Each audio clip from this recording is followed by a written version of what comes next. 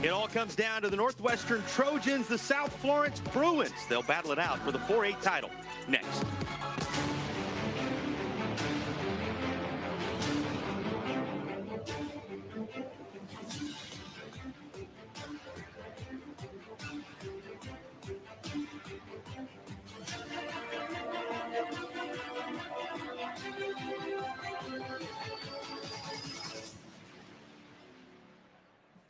The weekend of champions continues, in fact, concludes under the bright lights of a Saturday night for the Trojans and the Bruins, Northwestern and South Florence. One team having been here a number of times, knowing what it takes to be successful in the championship environment, another trying to make the first-time trip the charm. With that, we welcome you into Charlie W. Johnson Stadium on the campus of Benedict College, alongside my broadcast partner, Stacey Huff.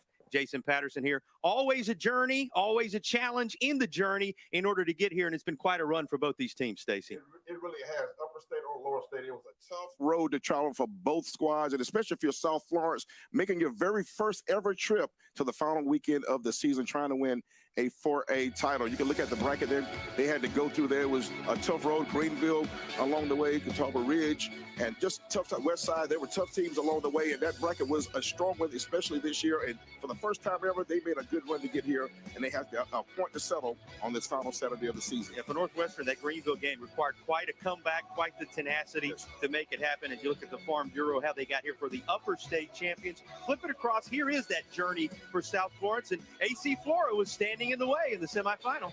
It was, and I checked that. This is South Florence's first time coming in.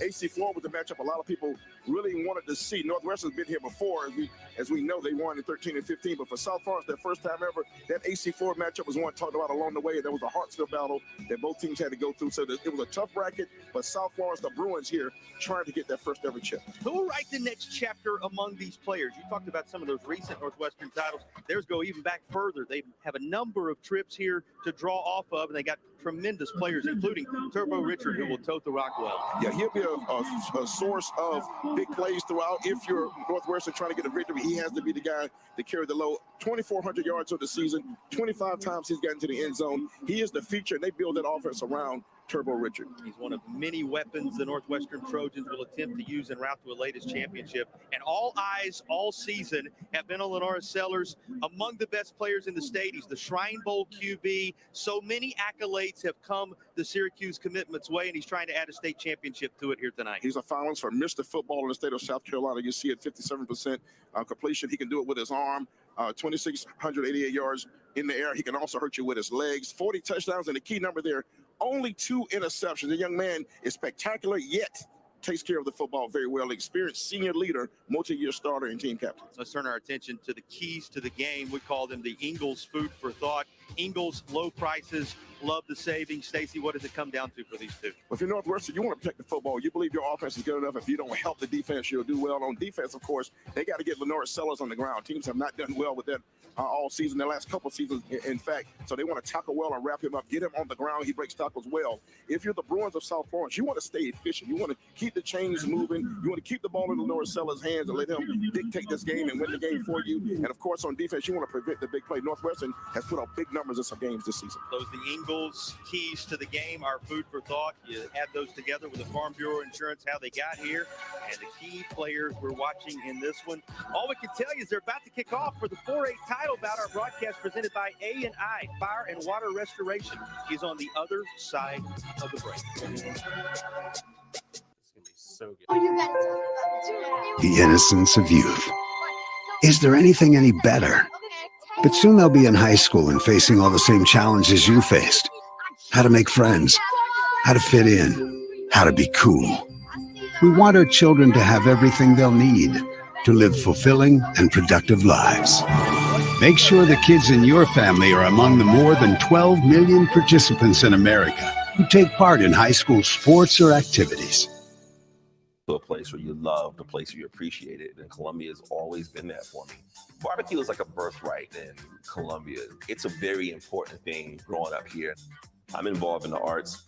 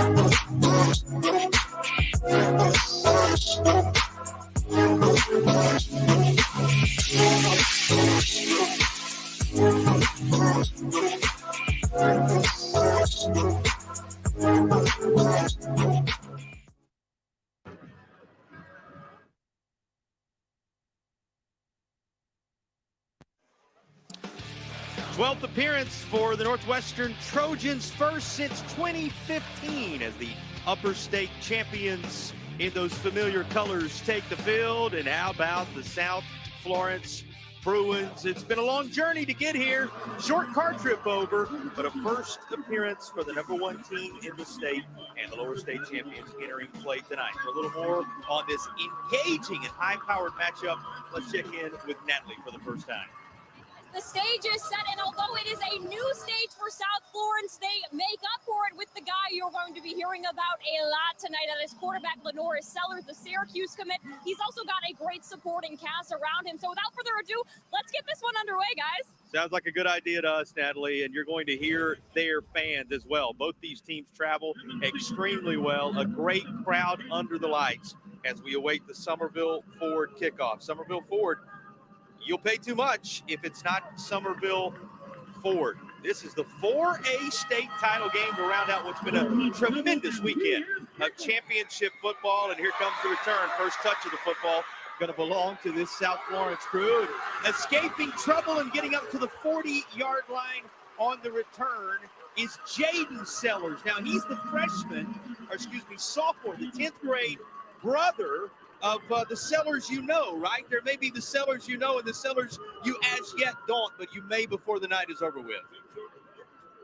The little brother sets it off early, and Lenora will take over now at quarterback. Jaden Sellers returns the kick. Here is Lenora Sellers. He's at 6'3", 215. You just told me, Stacy. He's a Shrine Bowler. Obviously, as Natalie told you, a Syracuse commit, but everybody's still trying to grab his attention at this point. The football forward. They call him Mighty Mouse because he's opposite size-wise, 5'3", 165, but he runs with quite an engine. Here's a look at the entire offensive alignment for South Florence. We mentioned Jaden Sellers, the brother of Lenora Sellers. 16 is a guy to watch. Shiloh would carry it a lot. Vargas, Singletary, and Sellers. We mentioned tight end Timmons gets in every night in offensive line. Sumter, Joe, McGee, Jones, and McClary doing a good job making room for Sellers. Those are Papowski and Shirley Law's starting lineup. We'll give you the defensive look in a moment. They're busy right now, though. Here is Sellers. Keeps it himself. Something he can do. Let's go ahead and break the numbers down for you. 2,688 passing yards, 40 touchdowns, 1,146 rushing yards. It looked a lot like that with 21 touchdowns that direction as well. Easy to see why he's a finalist for South Carolina's Mr. Football. And for the folks I talked to, a lot of people's favorite to win Mr. Football in the state of South Carolina, Lenora Sellers. Everybody's All-American. Sellers waiting the snap here, going to turn, fakes the gift to Mighty Mouse, going to instead go to the skies. He's looking for Evan Singletary, one of a number of targets he has. In fact, he's connected with 13 different receivers this year. Here's the Northwestern group trying to slow that crowd as we look at the Papowski and Shirley Law defensive starting lineup for the Trojans. Yeah, that's going to be, they have a tall task trying to contain Sellers and the rest of that crowd there. And, of course, with Massey there as a linebacker, 44 as a kid you want to watch out for. He has a lot of accolades, and they're going to need him to rise up big to contain Sellers. Well, they have them in a 2nd down and 10 scenario right now. South Florence has already moved the football into Northwestern territory. Here is Shiloh. He's going to find room. Boy, so elusive because of that size. He can kind of sneak beneath the big bodies and find his way into some open real estate. You mentioned at 5'3", 165, small guy, but a state weightlifting champion at his weight class and our championship level wrestler. Very tough at 5'3". He gets behind those pads and behind that big line, and he's right at the sticks, maybe a half yard short.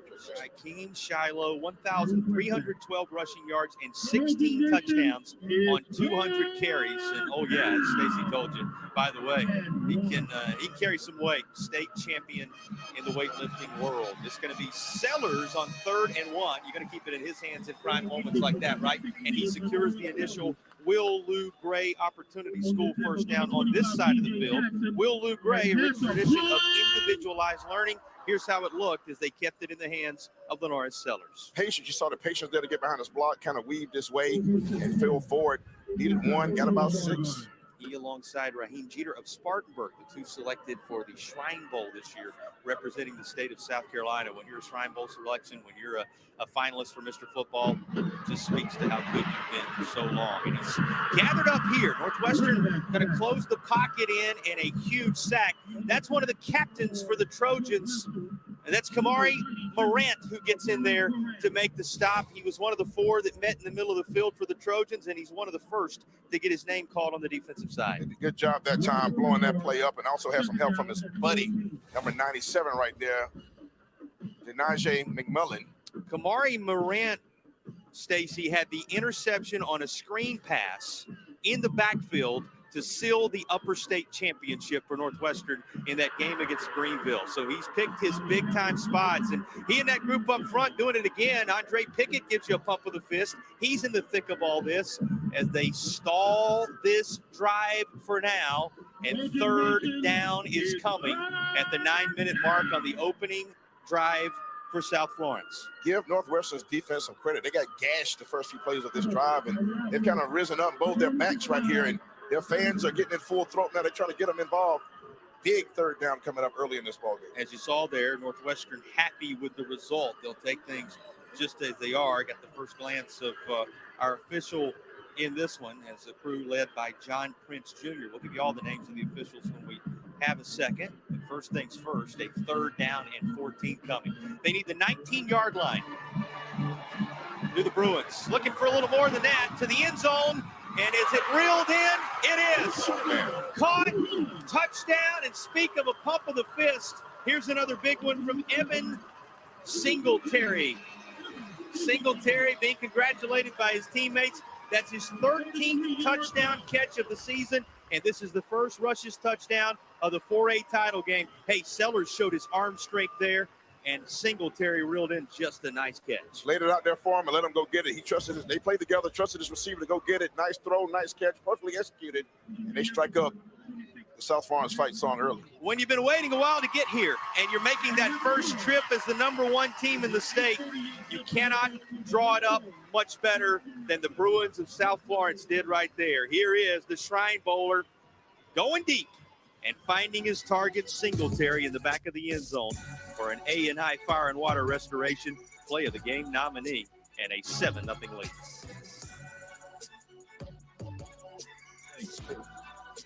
Signs and symptoms. 2 out of 10 high school athletes who play contact sports will suffer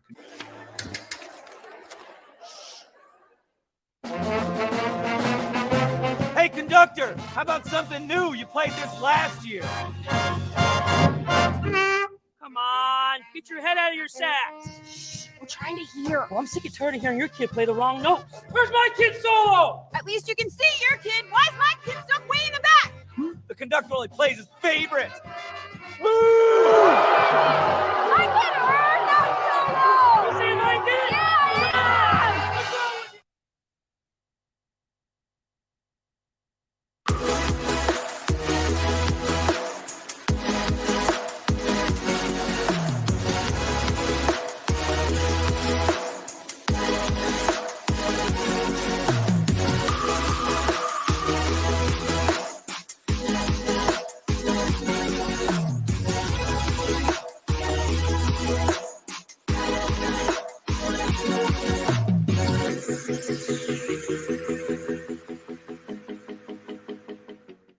Nothing advantage, the top-ranked team in the state. It's #1 versus #3 when you look at the overall state rankings, 2 of the highest-powered offenses all season long. Both of them overcame tremendous challenges in the semifinal games. What Northwestern had to do against Greenville, what AC Flora required of South Florence.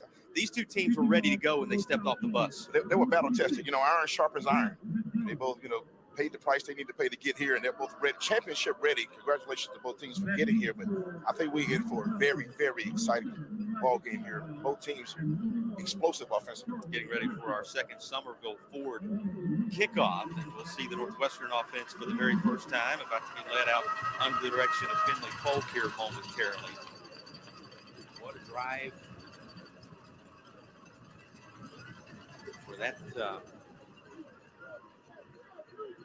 opening salvo, you might say, from South Florence. Here's a return for Richard. He's into the heart of things up around the 30, and that's where he and the Trojans will take over. All right, Finley Polk will lead them out. You look at Turbo Richard there, who had 2,000-plus yards rushing across the course of the season. Let's talk Finley Polk. 3,086 yards passing, 35 touchdowns. Ended up with 6 rushing touchdowns to go along with it. He had 2 passing touchdowns and 1 rushing touchdown in the Upper State Final against Greenville. So he has really shined in the playoffs as well. And before he can take that first snap from his center, flags fly, and here's some of those early state championship jitters, perhaps, as a false start will back the Trojans up a bit. Not to start you want, especially trying to answer a touchdown. So they'll start off behind the chains and take a little Michael Jackson moonwalk backwards right there before they get their first snap. We promised you the officials honored to be a part of this contest alongside John Price Jr., Alfonso Smith, Max Massengill, Rhett Powell, Steve Brush, Kenneth Totten, Gary Luckridge, Brian Hilfish, and Steve Clark. That's the group that received the nod to go ahead and be a part of this from an officiating standpoint across the course of these state championships, and congratulations to those gentlemen. Here is your first look at Turbo Richard, but there are a handful of players, including Deshaun Caraway, who get there in time. So they go Elijah Caldwell's direction. Caldwell's going to bring it all the way up near the marker at the 38-yard line. Caldwell is a West Virginia commit. He's going to be a Mountaineer, has 1,300 receiving yards and 18 touchdowns along the way this season. Yeah, he's a young man, also a Shrine Bowl selection, 6'1", 190. A lot of movement there. So we'll see. Back on Northwestern. Flag coming, and let's look at the Northwestern offense while they sort this flag out. Here are the Popowski and Shirley Law starting lineups for Northwestern. The Turbo Richard, the 2,000-yard running we know about. Barris is a kid to watch. Hopkins in there as well as an athlete. Caldwell just had that run, the Shrine Bowler. Jordan Knox, the offensive lineman, 75, a Shrine Bowler. Matt Macon, Young, Rizzo, and Gentry. And on the defensive side for South Florence, who do you highlight defensively? 5, Trokel Prue, number 5, the linebacker there. He'll be the guy tasked with holding up that big running game of the Turbo. All-region performer in his own right, and the flag is down before this play gets underway. Gives a chance to kind of go back to what you were saying there, Stacey, just ahead of the starting lineups. A Shrine Bowler in Elijah Caldwell. We've got the Shrine Bowl quarterback on the other side in Lenore Sellers. How often do we see it? As you do hear the call there, how often do we see it that you're going to have 2 teams collide in the state championship environment, and they're going to turn around in a week or so, and one's going to be throwing to a player from the other. They'll share the same colors representing the Palmetto State. Very neat. You can't beat that. And Jordan Knox, the offensive lineman, he'll be blocking out there. So a lot of guys will be teammates. You got it. 3rd down and long is what they'll have. A connection far side, and all the way in for the touchdown is Jaden Burris. Finley Polk showing a little arm strength, and it's a Rush's touchdown through the skies for Northwestern. Beautiful play call, beautiful execution. Finley Polk, a very presidential name. The name of the 2 presidents there. Look at that right arm right there. That's a beautiful play call, running just absolutely lonesome out there down the left sideline. It was a track meet. He says, peace out about the 20-yard line, and you're not going to catch me. I'm out. With those Carolina connections we talked at presidential look. 73 yards on the connection as Polk makes it count on this delivery to Burris. And keep in mind now, that was on a 3rd down and long scenario for Northwestern. So a big-time conversion there that ends up being a Rush's touchdown at the 7:36 mark. And if you thought this had the potential to be a shootout, when you looked at the numbers for these 2 teams, if you're sitting at home or listening in the car or watching on a device, wherever you may be, and you thought, this got the potential to really be a shootout with those 2 high-powered offenses, the early returns are at least yielding that direction right now. Without a doubt. And I've been thinking it's going to take 38 to 40 plus to win this ball game, and I've seen nothing to change my mind early. Both teams looking sharp. Both teams very confident in their offensive game plan coming into this championship evening. Trojans team with 5 state championships under their belt, unfazed by that opening drive for South Florence. But the extra point will tear them off the upright, no good. So the lead will be on the South Florence side of things by the slimmest of margins, as the extra point is no good. Tuck it away. You never know how much of a factor that will become. You'll return to Columbia in a moment with more of the 4A title game in our broadcast presented by A&I Fire and Water Restoration. There was a time when a person's word was enough, a time when a handshake meant something and integrity really mattered. For nearly 70 years, the values of Farm Bureau Insurance have been rooted in hard work, faith, and family. In that time, we've seen the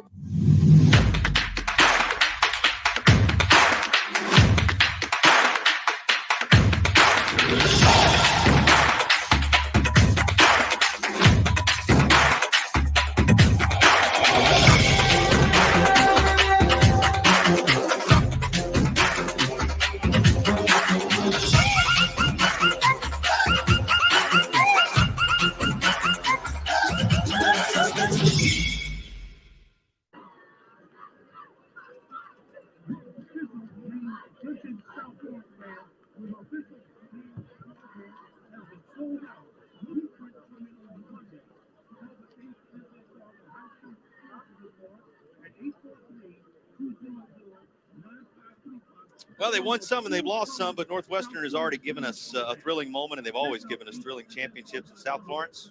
Moment not too big for the Bruins. They lead it 7-6 early. Reminder, you want to stick around at the intermission for the South Carolina Department of Health and Environmental Control halftime report. We'll have a special interview with a member of the South Carolina High School League staff, as well as first half highlights, statistics, a whole lot more, all coming up for you as a part of the South Carolina Department of Health and Environmental Control halftime report. I'll go back to that, Stacy. You know, you think about some of the contests Northwestern has been in over the years. They've won some of them. They've lost some of them. You know, 5-6 in the state championship environment, 12th appearance all time. But it seems like every time Northwestern comes down here, they're part of a classic game one way or the other. They have. We've seen some really good ones. Mason Rudolph, who's with the Pittsburgh Steelers, now came down and lit up the scoreboard some years ago over at Williams-Brice.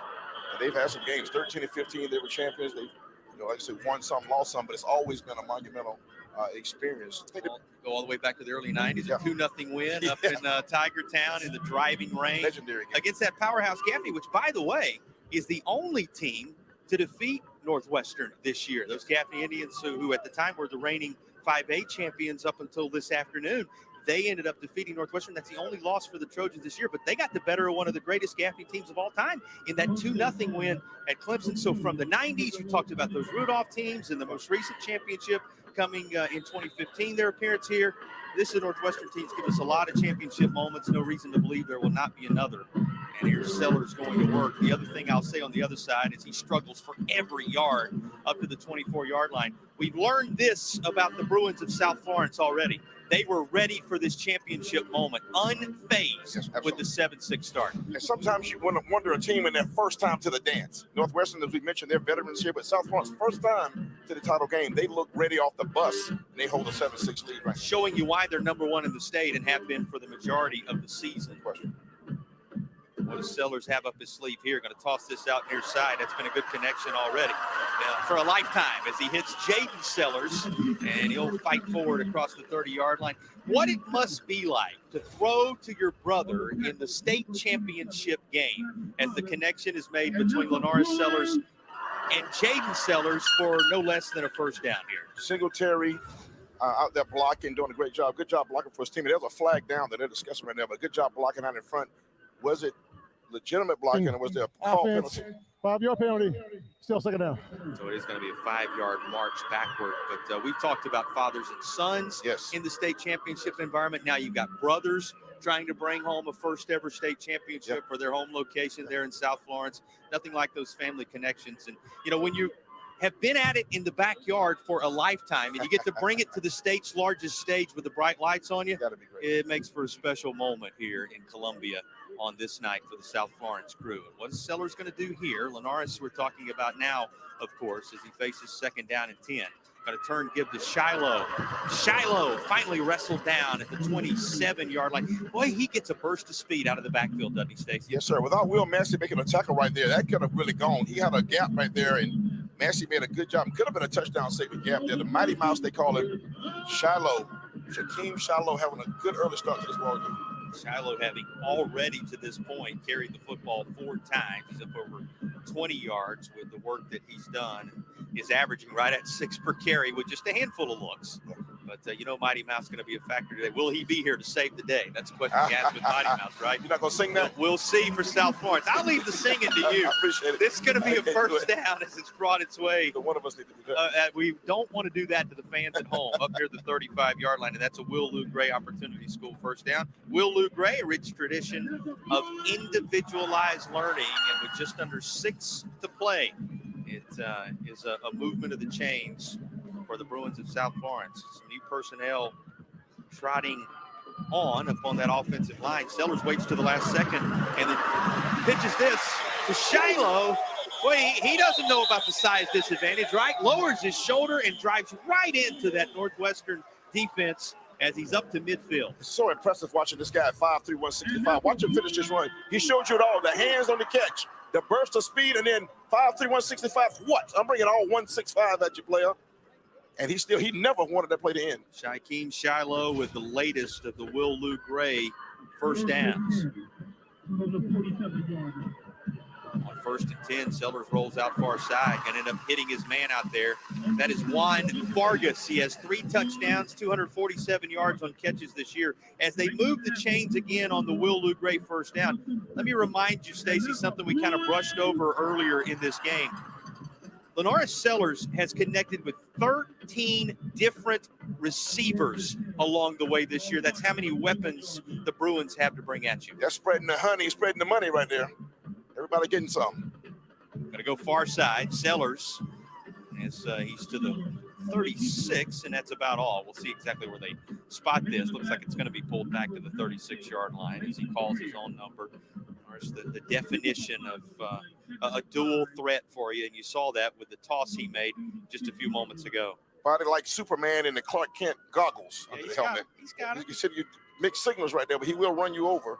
These are there when you need it. Has the speed, the physicality, and the arm that Syracuse commit, as you mentioned, other schools still trying to change his mind. Yeah, it's a different world these days, right? Yes, sir. The commitment is one thing, the arrival's another often. And this goes far side as it's Sellers again. And he's very close to the marker if he doesn't already have another Will Lou Gray opportunity to score first down. They're moving the chains to that end. And this has been quite a march this drive, and much of it has been on the shoulders, as you would expect of Sellers. He just kind of picks his way and deceptively fast, powerful, and the line has done a good job. That's him with that 16 right there. 7 carries for 38 yards. He's averaging 5 every time he decides to go forward with the football. And he's 2 for 3 through the air with a touchdown, the 33-yarder that he threw to Singletary. Oh, nice tackle. Boy, that was great pursuit. And to not be denied on this occasion, Andre Pickett, a 10th grade defensive lineman, gets in there and makes the stop. A good-looking sophomore right here. This is just violence right here. He shut that down like a fire marshal at a frat house party right there. He said, that's about enough of you, Mr. Shiloh. That's one of the few times that Shiloh has been brought down in the backfield. One of the few times he's not been able to push forward for at least 5 or 6. And you give all the credit in the world that time to Andre Pickett, who stepped up there and took care of business. Had 14 tackles for a loss this year. Wide open in the heart of the end zone is Jaden Sellers. Well, if it was something for the brothers to connect on an early pass near the boundary, it must be really something for them to connect for a long touchdown toss. Look at Lenoris Sellers load up and fire away, and the connection between the brothers has to be among the nominees for the A&I Fire and Water play of the game as well. Our Sellers to Sellers connection, the Sellers family reunion years from now, they'll be still talking about that one. Brotherly love in effect. Strike up the band. 33-yard touchdown pass a moment ago, 31-yard touchdown pass right here, and this one, Lenoris Sellers to Jaden Sellers, as the South Florence Bruins have pushed out front with the first 2 touchdowns of the contest that they've been able to score against the 6 points on the board for Northwestern right now, with the extra point missed by the Trojans. This is quite a start for a South Florence team that, if they wanted to shake off any jitters, I think it's safe to say they've already done just that. At least, not only do they shake off their jitters, they're sending jitters across the field to the opposing team and fans. They've announced themselves 13-6. Let me check that. 13-6 is your score right now, but 2 possessions, 2 touchdowns for your first time to the championship game. That's amazing. Yeah, let's take a look at the they got the extra point on the board options now that are available. I was going to say, yeah, it is 14-6. We were just waiting for it to update on the board there for you. You see it come in on the score bug as well, as the 2 touchdowns and the extent of them are covered here. It's going to be Northwestern's return, which is across the 25 to the 30, spinning out of the first tackle and getting across the 35-yard line on the return is one of the captains, Elijah Caldwell, a senior wideout. He brings it back, and that's where Northwestern will take over. Well, a reminder for you that those of you who are Medicaid members, you can score game-winning coverage with Absolute Total Care, access to a large network of doctors, whole health benefits, all available to you. Absolute Total Care members earn dollar rewards for making healthy choices. You can learn more at AbsoluteTotalCare.com, proud sponsor of the South Carolina High School League. That's Absolute Total Care. What rhymes with great? Participate. Where does greatness start? Here, in the classroom. On the stage. In the pool. On the field. Where will your greatness take you? To better grades. To more friends. Yeah! Be great. Participate!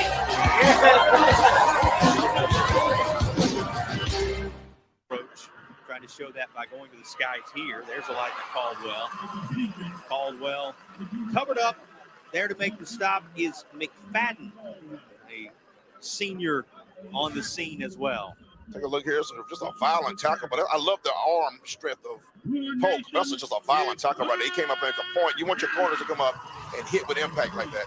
Shad McFadden on the stop, making his presence known here in the state championship game. Third down for, again, this air raid, they call it, Northwestern offense. You talked about how balanced it is, certainly compared to what they saw from Flora last week, making it a challenge for South Florence. You see what a challenge it can be right here, as eventually driven out of bounds on the far side is Turbo Richard, who gets his number called in a key moment. He grabs a Will Lou Gray Opportunity School first down. The only real trouble for him was right there initially, and once he eluded those opening tackles, he had plenty of room to move the chains. They'll toss it Richard's direction one more time, and he's driven out of bounds just inside the 40. Boy, he's quite a player as well. We talked about the playmakers on the South Florence side of things extensively on that last drive.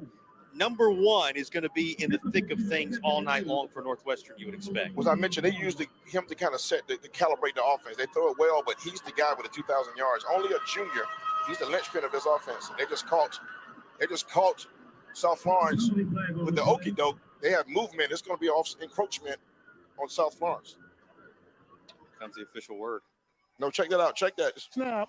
It's a legal procedure. They gave themselves the okie doke. 5-yard penalty. Remaining second down.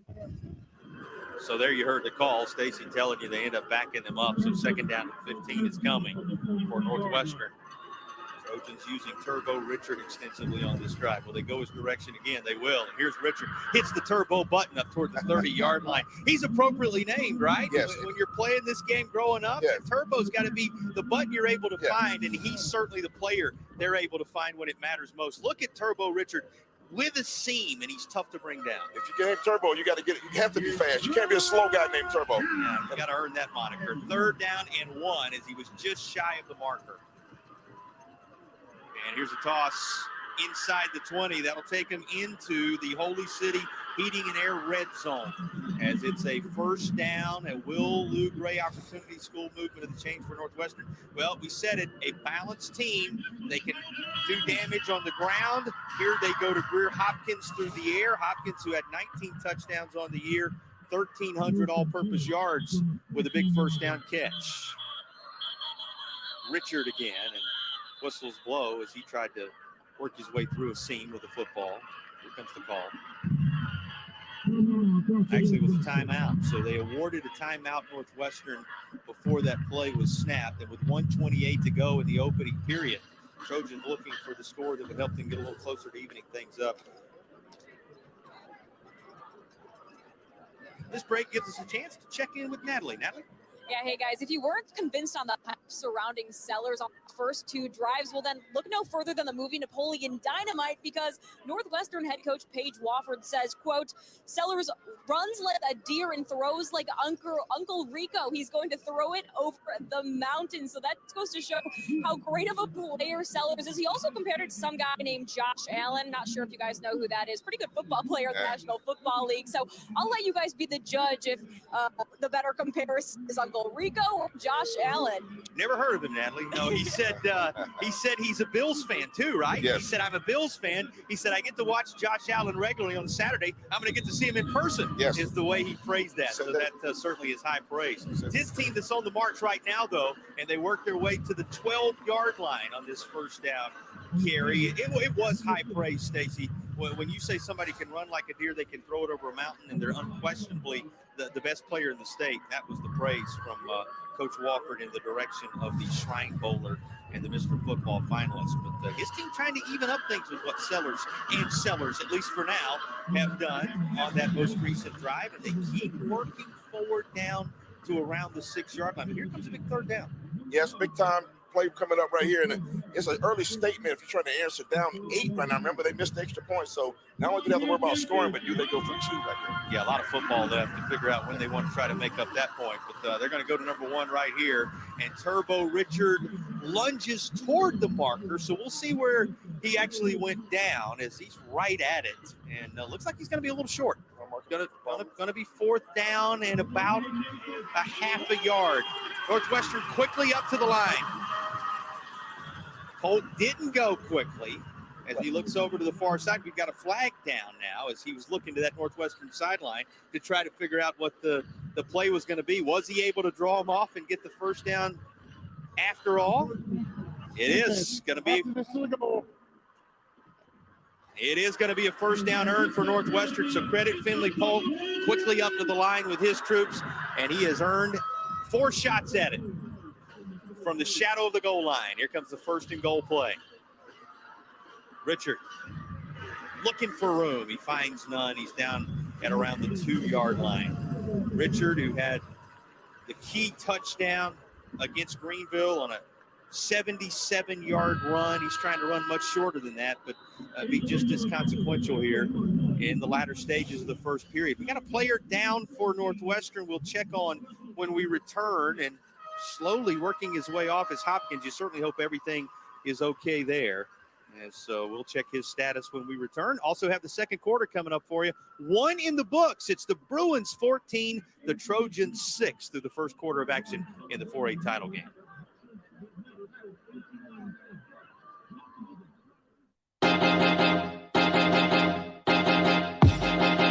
High school sports fans, relive your favorite moments. Just click the shopping cart below the video player to get your digital copy today.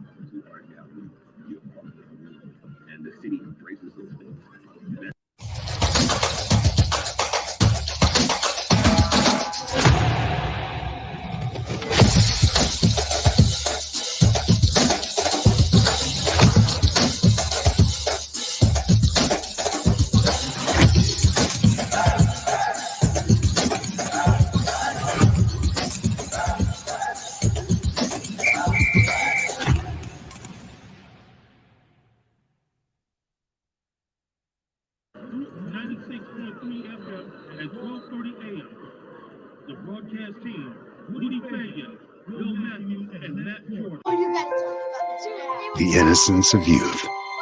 Is there anything any better? But soon they'll be in high school and facing all the same challenges you faced. How to make friends, how to fit in, how to be cool.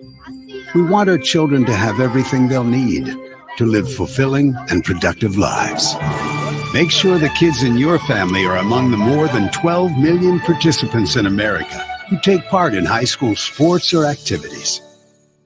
Northwestern Trojans have answered the connection, sellers to sellers, from a few moments ago with a rushing touchdown of their own. He had 17 of them across the course of the season, and Xylon Arnold has number 18 in the state championship environment. And they are going for 1 right here. You're right. No need to necessarily chase that point early. Sometimes coaches will take a chance earlier than later. That's a card. We talked about Coach Muldrow earlier today as that 2-point conversion card. Yeah, Coach Muldrow, if you're listening, we need you to come back. Bring that out of the back pocket. Let us know what we're supposed to do here. Right-footed effort, punches it straight up and through. And the extra point solidly connected on by Caleb Rodriguez, who will make it 14-13. Yeah, whole lot of football left, and I know you're among those, Stacy, who believes there are going to be a lot of touchdowns in this one, so there'll be plenty of chances to make that choice. Yeah, I'll tell you, I'm looking at 38-40 to win it. I mean, you got to be 14, definitely not going to do it. North 13, a lot of football to play, but the scoreboard will be touched many more times in this game. Coach Paige Wofford, now in his 4th year at Northwestern, 33-12. He said, I'd say to my young men, just do the system, play the system, and we'll be all right. That was a systematic drive they put together right there. And they trust that system. Talking to him on the phone earlier this week, he's very quietly confident because he knows what Northwestern does. He's been back there as the head coach for a while, but he was there before this staff that won a championship in 2013, 2015. He knows what championship football looks like at Northwestern. He's kind of showing these young men what it looks like. As well as a lot of different places on his stops along the way. You think about the journeys. Spent a year at Daniel where they play some pretty good football as well before working his way back. And he was a part of the staff that was a part of the 2012, 2013, 2015 trips to the state title, including the 2 championships they won in that vein. So he has a couple of Northwestern rings already as an assistant, trying to secure his first as the head man. I talked about that 2015 game. I was blessed to be on the broadcast call where Mason Rudolph showed out so bad. But that 2012 is a classic game. I think Dorman went for it for 2 in overtime instead of going for an extra point. They went for 2. I'm sorry, not to go to overtime. They won the game, went for a gamble, and went for 2 to beat them in a walk-off fashion. One of the greatest games I saw at Williams Match Day. Tremendous history for Northwestern when they've been here in the championship environment. Here are the numbers from that first quarter now that we're wading into the second. Pretty evenly matched in terms of total yards, and that speaks to what we see on the scoreboard. Absolutely. Passing, the South Florence has made their passing really count. The scores. A couple of big passes, 33 and 31-yard touchdown tosses for Sellers thus far. One of them, too, is his brother, Jaden Sellers, the other to Evan Singletary. Speaking of Sellers, carries the football himself here. And it's going to be good for a major chunk on this carry. It's the Josh Allen part right here. He's a big, strong guy, 6'3", 215. And that we know he can throw it. He's shown the arm already, but he's a tough runner. Love the other comment that was made in addition to what Natalie shared with you about him running like a deer and throwing it over the mountain. When Paige Wofford was asked, well, what do you do to try to contain the quarterback of the Bruins? What do you try to do with Sellers? And he said, I don't know. Nobody's done it yet. True. Great point. And he goes deep. Once again, looking for that Sellers to Sellers connection, but this is just in and out of the hands of Jaden Sellers. Boy, that ball was still thrown where it needed to be to give only his brother a shot, but it's incomplete, and that's because it was contested very well by who, Stacey? Jaden Woods. Jaden on Jaden right there. And I tell you what, good ball adjustment by Sellers. Jaden Sellers was just a better defensive play. That was just athlete on athlete, and it was just a great play for Northwestern. They needed that. So a third down coming now. Can this Northwestern defense be the first of the defenses to really step up in this contest, right? Maybe those key defensive stops that determine the ball game when all is said and done. Sellers lowers his helmet and his shoulder, and he pushes forward for the initial of the Coastal Stone flooring first downs here in the second period. Well, they find a way to make some room, just enough of a seam in there, and he gets low and picks up the movement of the chains. I like the violence at the line of scrimmage. South Florence really firing off the football on the running plays right there. Just enough room to get that first down. Have to love the work of the big man up front. His captains rising to the occasion. Hunter McClary among those who worked out to the middle of the field as a captain for the Bruins at the start of this thing as a part of that line group. Of course, you hear the call here, and they walk this off. McClary, whose name we mentioned there, first team All-Region, had 52 knockdowns, and he's got an offer from North Greenville University up at Tigerville, South Carolina, where he may play on Saturdays like he is on this championship Saturday. There you go. Yes, they go. You want to play on Saturdays, whether it's a championship in high school or on the next level on Saturdays. 10.5 minutes remaining in the opening half of action. Here's Shiloh. Shiloh wrestled down behind the line of scrimmage. That's big 2'5", DJ Jackson, the senior linebacker, who would have none of it. Jackson kind of came in with a little violence of his own that time. Got him high, but he did not get a part of the face mask at all. But that was what you call a short tackle. A bit of a body slam almost on that one. DJ Jackson making up the linebacking core with Massey, who we highlighted earlier, who has the 84 tackles, 11 of them for loss and a couple of sacks. And Delvion Robinson, C.J. Wentz, they're quite the formidable linebacking core for the Trojans. He's a north-south selection as well. Jay Jackson is on 25. He is. He and Massey again right there in the middle of that linebacking core. They're quite the duo. Shiloh trying to stay low. Gets near the marker. It's going to be third down at about 1 as he makes the 46-yard line. On third and less than 5 or so, we've seen Sellers, but right here, look at this job running after contact. He kept his legs moving, fell forward for about 2 or 3 extra yards to make this third and very manageable, make it a yard. It's been Sellers on third and short. Travis Robbins came in there with a head of steam as well, making the hit on it. Why not use the length of Lenoris Sellers to push forward on that? You talked about how 6'3", you notice when you get up close to him, 205 also makes him very difficult to bring down. Yeah, he's a physical kid, and he runs behind his pads well, got great leg strength. And again, he's the whole package, man. I mean, Syracuse came and plucked him up last year and got that commitment, but he's definitely a P5 level talent. And a lot of people think the favorite for Mr. Football this year in South Carolina. Yeah, just grabbed a Coastal Stone Flooring first down. Coastal Stone Flooring, transform your garage into a space you'll love. That's Coastal Stone Flooring, able to do that for you. Sellers to Sellers connection again. Inside the 35 down to the 33. And as he connects with Jaden Sellers, he picks up another Coastal Stone Flooring first down. Now watch that. Sellers holding his back a little bit there, talking about Jaden Sellers. See if you see anything here, Stacey. Yeah, watch the end of this tackle here. It was a little awkward fall here. He got hit right there. He got pulled down by his helmet, actually. And so they call it a legal shift, so that play didn't happen. You thought you saw a play that never happened. Yeah, erase that from your memory because it's been erased from the stat sheet. Absolutely. As they will walk this backward. The reverse skate right now to around the 50-yard line. Sure. 8:50 to go in the opening half.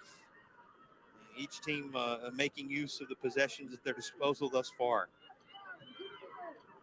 Can South Florence do so again? First team to punt might be in trouble.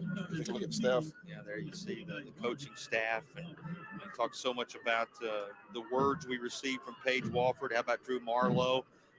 Very headsy guy, big, deep thinker, and also well respected in the sport of football for his efforts as he dials up the right combination, this time calling the number of Lenoris Sellers as he works his way forward for a positive gain on first down. It was a drawn-up run. It was a quarterback run by design that time and gashed him up the middle, but the penalty had him behind the sticks. So it was still about 5 yards to go for a first down for him right there, but nice chunk. We'll talk about Coach Marlowe a little bit more. We'll see what happens on this second down play first. Had a sense it might be something. Sellers breaks loose and works his way to the end zone. Well, a little toss from Lenoris Sellers out to Jaden Sellers again. And for the second time, they've combined for a rushes touchdown in the state championship game. Most of the work this time done by Jaden Sellers after the catch. That young man's looking like a P5 player himself, only a sophomore. And this could be a long night for Northwestern if they're going to let the Sellers brothers play catch all night long. Brothers Sellers with a 31-yard connection and now a 39-yard connection. And the lead grows to 20-13, trying to make it 21. That special teams unit that is now out there for South Florence. Kick is straight up and true. A 21-13 lead for the Bruins, who've made use of every possession, and a second touchdown connection between the Sellers brothers as they lead it early second period.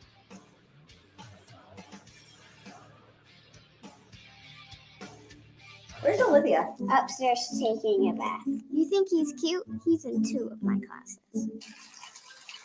Oh, sugar, you're about to have a mess on your hands. Upstairs, you got about 40 gallons of water that's getting ready to destroy your ceilings and your floors. Olivia, tub, now.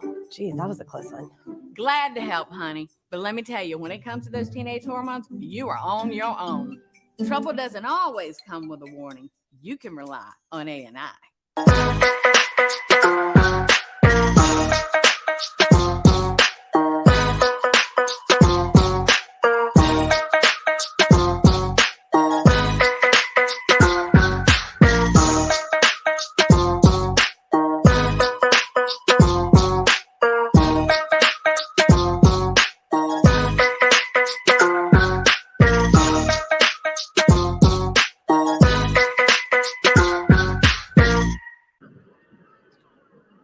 Already some highlight moments you'll get a chance to see during the South Carolina Department of Health and Environmental Control halftime report. We'll have a special interview with a member of the South Carolina High School League staff, as well as first half highlights. A whole lot more coming up for you as part of the South Carolina Department of Health and Environmental Control halftime report.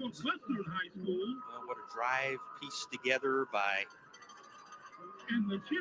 Coach Drew Marlowe's crew. Third season, 23 wins. He was an assistant at Sumter, where he played his high school football and has been around. You know, he ended up going to Francis Marion and receiving his initial degree. He went to Arkansas State. From there, ended up working his way into the doctorate ranks right here in the Midlands at CIU. But he said, my time in Florence as an undergrad, I realized what a great place it was. Want to raise my young family there. It was part of the draw of being there at South Florence, Stacy. Absolutely. It's a great place, man. I'm from not far from there myself. So the PD is a good area. And Florence, why not? He's done a great job with that football program. Dr. Marlowe. Another gentleman who's well-traveled as well. This is going to be stacked up at the 32. That's where this drive will start for Northwestern. I know you were impressed with his background all the way around, from playing at one of the powers in Sumter to making sure the education piece of it was where he wanted it to be also. Absolutely. That PhD says a lot. It's in organizational leadership his doctorate is in, and it comes in handy running a football program that's been around these youngsters. And he's got them in the right place, man, no doubt about it. South Florence, we mentioned their first trip ever here. The way they're loaded up and the way they're building that program might not be the last. Yeah, first, not the last. He talked about their focus more than anything else he could talk about this week. He talked about their focus. He said, I knew 2 years ago this type of moment could be on the horizon, but this group has been so focused to make it a reality. They lead it as Northwestern goes back to work, and they were ready for it on that far side. How about Goodman, the DB, able to get in there quickly and turn aside any thoughts of Turbo Richard going somewhere with this. He got there in a quick hurry, in a bad mood when he got there, and he had bad intentions on that. Nice play. Goodman, who has got 6 interceptions to lead the team on the year, also gets to the football pretty quickly in the backfield, and he's not alone. A little help this time from the likes of Noah Moore, the linebacker, number of others there in blue jerseys, and they are playing with some energy right now. And you can tell also, Stacey, they are feeding off the fans that have made the trip from South Florence. Yeah, Coach Marlowe told me the Florence community in general, Wilson High folks are here, West Florence folks are here. Everybody's behind them, and from Florence, they all came up. Everybody pulling together. Just under 7 to play in the half.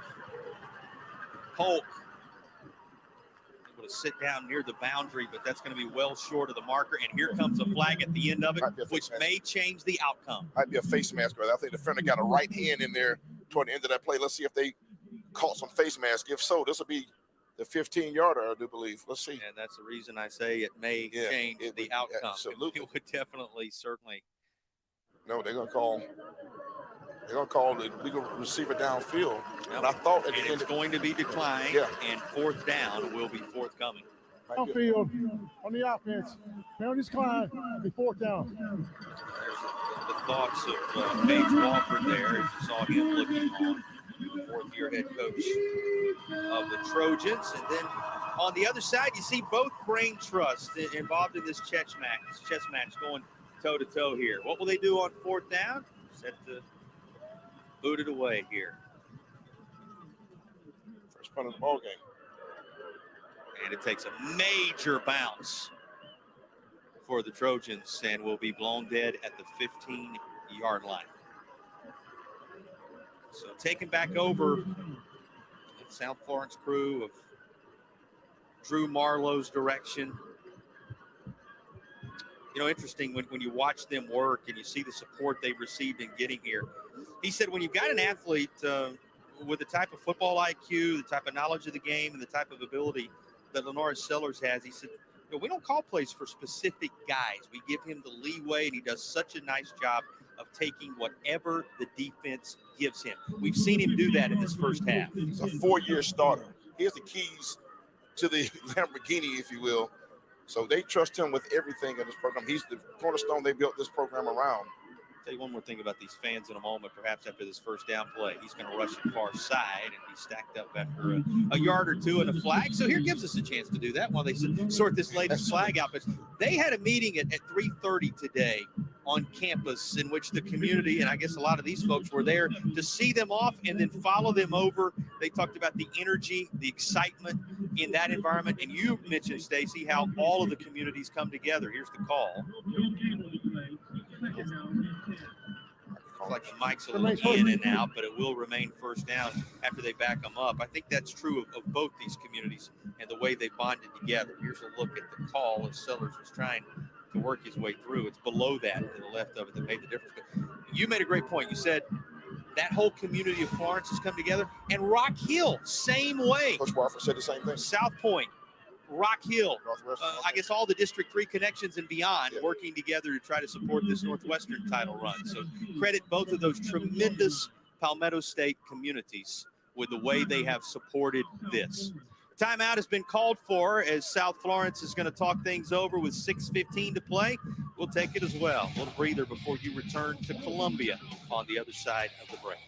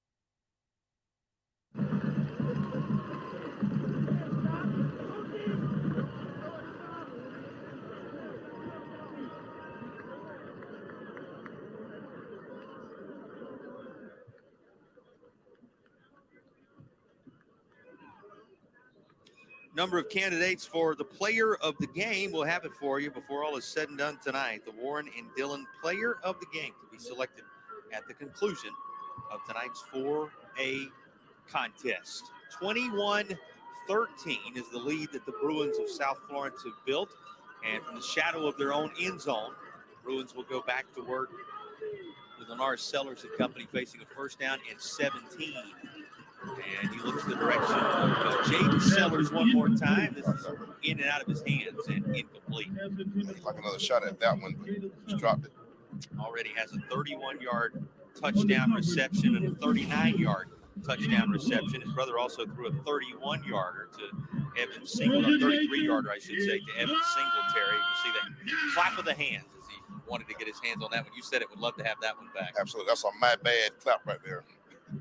But 2 touchdowns under his belt already as we speak, and a good close look on South Carolina's potential Mr. Football and the Shrine Bowl QB representing the Palmetto State. Sam Lappert through. He's going to find some room here. Breaks loose, still up, and turning to try and use the stiff arm to maximize it all the way to the 26-yard line. First real burst of speed we've seen from Lenars Sellers tonight. Been hearing about this kid for 3-4 years. First time I've seen him in person. He is everything I've heard. He is the true, real bill of goods, folks. Look at us showing you the Jets. This time he decides to get physical. It's an A&I Fire and Water Restoration Play of the Game nominee right there. He's been part of a couple of them already. 67 yards later, he has flipped the field. Remember, this drive started with his feet almost back in the end zone. Now he turns and gives to Shiloh, and he dances out of the first potential group of tacklers, takes it home for the Rush's rushing touchdown. Shaquem Shiloh finishes what Lenars Sellers started, and just like that, the Bruins are back in the end zone. This will be our first 2-score lead of the ball game. Take a look at the blocking. Look at the look guy got behind the big boys, cut it back with the vision, the wheels. He pieces out about the 10-yard lines. I'm out. I'll holler at y'all later. And there it is. He points and says, this is my house. 67-yard run for Sellers, 26-yard touchdown run for Shiloh. And just like that, largest lead of the night in effect. Again, at 28-13 for South Florence. And they are loving what they're experiencing here on this home side, this lower state championship group. Smells like team spirit. Fans from both sides have had their moments, and now South Florence has a 2-score lead. There's your man. Hey, by the way, Mighty Mouse made it to the end zone for the first time personally, in addition to all the good work he has done. You see the similarities there. The size, again, he uses every bit of it and maximizes his potential, as you saw in that last run. 5'3" and pound for pound, the toughest cat in the building, no question. And he showed the burst of speed right there. He showed the jets, the electric socks, if you will. On that play, Mighty Mouse, you call him the cat. I'm beginning to have a hard time. It's a lot, right? It's a lot going on. It's a lot going on. Last Saturday of the year. Mighty Mouse with the TD. 28-13 is the score in favor of South Florence. But impressive start for the Bruins. With no question. Again, we keep mentioning first time here, you would expect them to come off the bus with so much ferocity, but they're stepping this game early. Go back to that word that Coach Marlowe used. It's a focused group. They've been that focused all season long, and we're seeing it again here. Set to return is Caldwell. Caldwell spins out of the first tackle, but he's going to be then driven back. His progress will have him at the 24-yard line. That is all. And every single play right now being enjoyed by the fans of the South Florence Bruins as Northwestern looks for some kind of answer with 5:41 to play in the second. They came up down I-20 on a mission, fans and team. These folks in the Bruins blue, navy blue and light blue, nice combo. They're all having a great time here in Columbia tonight so far. Got both these teams great looks, very identifiable trademark type colors as this is given right across that front grouping up near the 30-yard line. You're trying to keep track of some of the numbers. Sellers through the air, 4 of 7, 115 yards and 3 touchdowns. He's also rushed 12 times for 130 yards, averaging 10 per carry from the quarterback position. That's the way things break offensively on that side. A couple of touchdown catches for Sellers, and the one, talking, of course, that time about Jaden Sellers, and the one for Singletary. Polk thus far, 7 of 8 for 123 yards and a touchdown, and then Arnold has a rushing touchdown. That's how Northwestern has done their good work thus far, but facing a 3rd down and 7 here. And taking time to look right over there on the far side is Finley Polk. Remember, 3,000 passing yards and 35 touchdowns this season, 3,000 plus for Finley Polk. Plenty of weapons through the skies. Goes there now and hits his man. That's going to be a 1st down and a whole lot more near midfield as he finds Jalen Logan. Well, he's already connected with Caldwell, Burris, and the like. We've seen Richard called Arnold's name on a touchdown. Here's Jalen Logan now getting in the mix. If you think Northwestern's going to blink, though, you have another thing coming. You are right about that. Here come flags everywhere. Just under 5 to play in the half. This is going to be a ball game. It's going to be a hard-fought ball game. Now, 28 won't win it either. I tell you, the numbers are going to have to reach about 40, I think. False start. Penalty. Still 1st down. You know, we talked about offensive linemen wearing jersey number 72 on the South Florence side of things. Keep an eye on 75 on this side, who's one of the captains for Northwestern. And he's a Northwestern commit. He's not even going to have to change the colors or the name when all is said and done, it would seem. He and his comrades trying to make some room for Finley Polk here. And going to be enough to put together a very positive 1st down gain, second coming. But just finishing up on Knox here, Northwestern commit. He's a 4-year starter. He's a captain. Tremendous player, Stacy, anchoring that offensive line. Yeah, Shrine Bowl selection, as I mentioned earlier in the broadcast, but his brains, Northwestern's a high academic school as well. Yeah, tells you plenty. And there's Logan again. Going to make the catch and then spinning forward to around the 35-yard line. And this is the drive Northwestern was looking for to answer things, as that's going to be another coastal stone flooring 1st down. Watch how hard he fights right here. It's the second time he's had a catch on his drive, and he just refuses to go down. The hard determination shown by Logan. Impressive. 1st down Trojans. One of those trademark screens set up far side.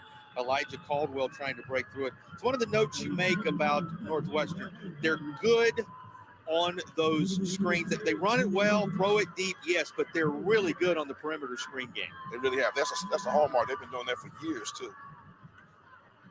Up the middle across the 25 to the 24-yard line.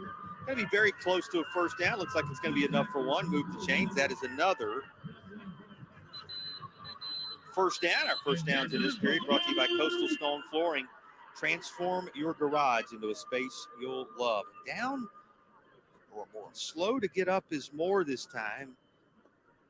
Got that right leg that he was grabbing, and that's what the training staff's going to tend to here. Noah Moore, good-sized kid, a junior linebacker. He's made some plays. He's been thumping as a linebacker in this ballgame. It's a hard-hitting affair, and that time went down grabbing that right leg, and you see the tension he's getting there, and he's a key cog in that defense. No doubt about it. As he sits up, this good to see him up. Ends up going as somewhat of a timeout and a breather for both teams as he's up and under his own power. That was a quick pace drive for Northwestern, and kind of put a little bit of the pause button on it. Tuck that away in the back of your mind. We have seen champions crowned already across the course of the weekend. It all started with that Buford crew getting the job done. Congratulations to them. And then in the 2-game day yesterday, both Abbeville and Christ Church taking home titles. Dutch Fork dominant against Fort D in that rivalry game earlier today. And it all comes down to this, Northwestern and South Florence. With 3:50 remaining in the opening half, Polk looking to throw, has a man, escapes the potential tackle. One man had a shot at Elijah Caldwell, but nobody's going to get him. Caldwell with his 19th touchdown reception on the year. He had a 58-yard touchdown catch in the Upper State title game versus Greenville, and he's got a state championship catch now. See how clean that pocket was? Nobody in the face of Polk. Great throw, great catch, and the West Virginia commit, Elijah Caldwell, shows you why. 6'1", 190. He's a P5 wide receiver. 1,302 receiving yards. Talked about the 18 touchdowns during the regular year in the playoffs. Extra point going to be punched right through as Caleb Rodriguez is true to make it 28-20 with 3:41 to play. You may have to up those numbers before it's all said and done. Now, we're not yet at halftime, and already combined 48 points between these two schools. That's why I said at least. You said at least. That's right. Qualified it well. My over-under was 38-40. I think you're right. All that our conversation, tongue-in-cheek to say, a lot of points already scored in this game. Without a doubt, man. I told you coming in talking to both coaches, they were both quietly confident in their offensive game plan. They both knew they had a plan to get points on the board. The key is going to be slowing down the other folks, and that hasn't been done yet, really. Which defense can come up with the key stops along the way? We had one punt in the ball game. Just the one. It was a good one. And it was good. Worked its way all the way back. You know what? Nobody was back. Didn't matter that much because South Florence ended up driving the length of the field. And nobody was back to field that punt. Like, they didn't believe it would happen. Wait a minute. Are they really going to kick this? Right. He said he was in shock. 3:41 to go in the second period. And this put back in action is Matthew Fish handling the kickoff responsibilities.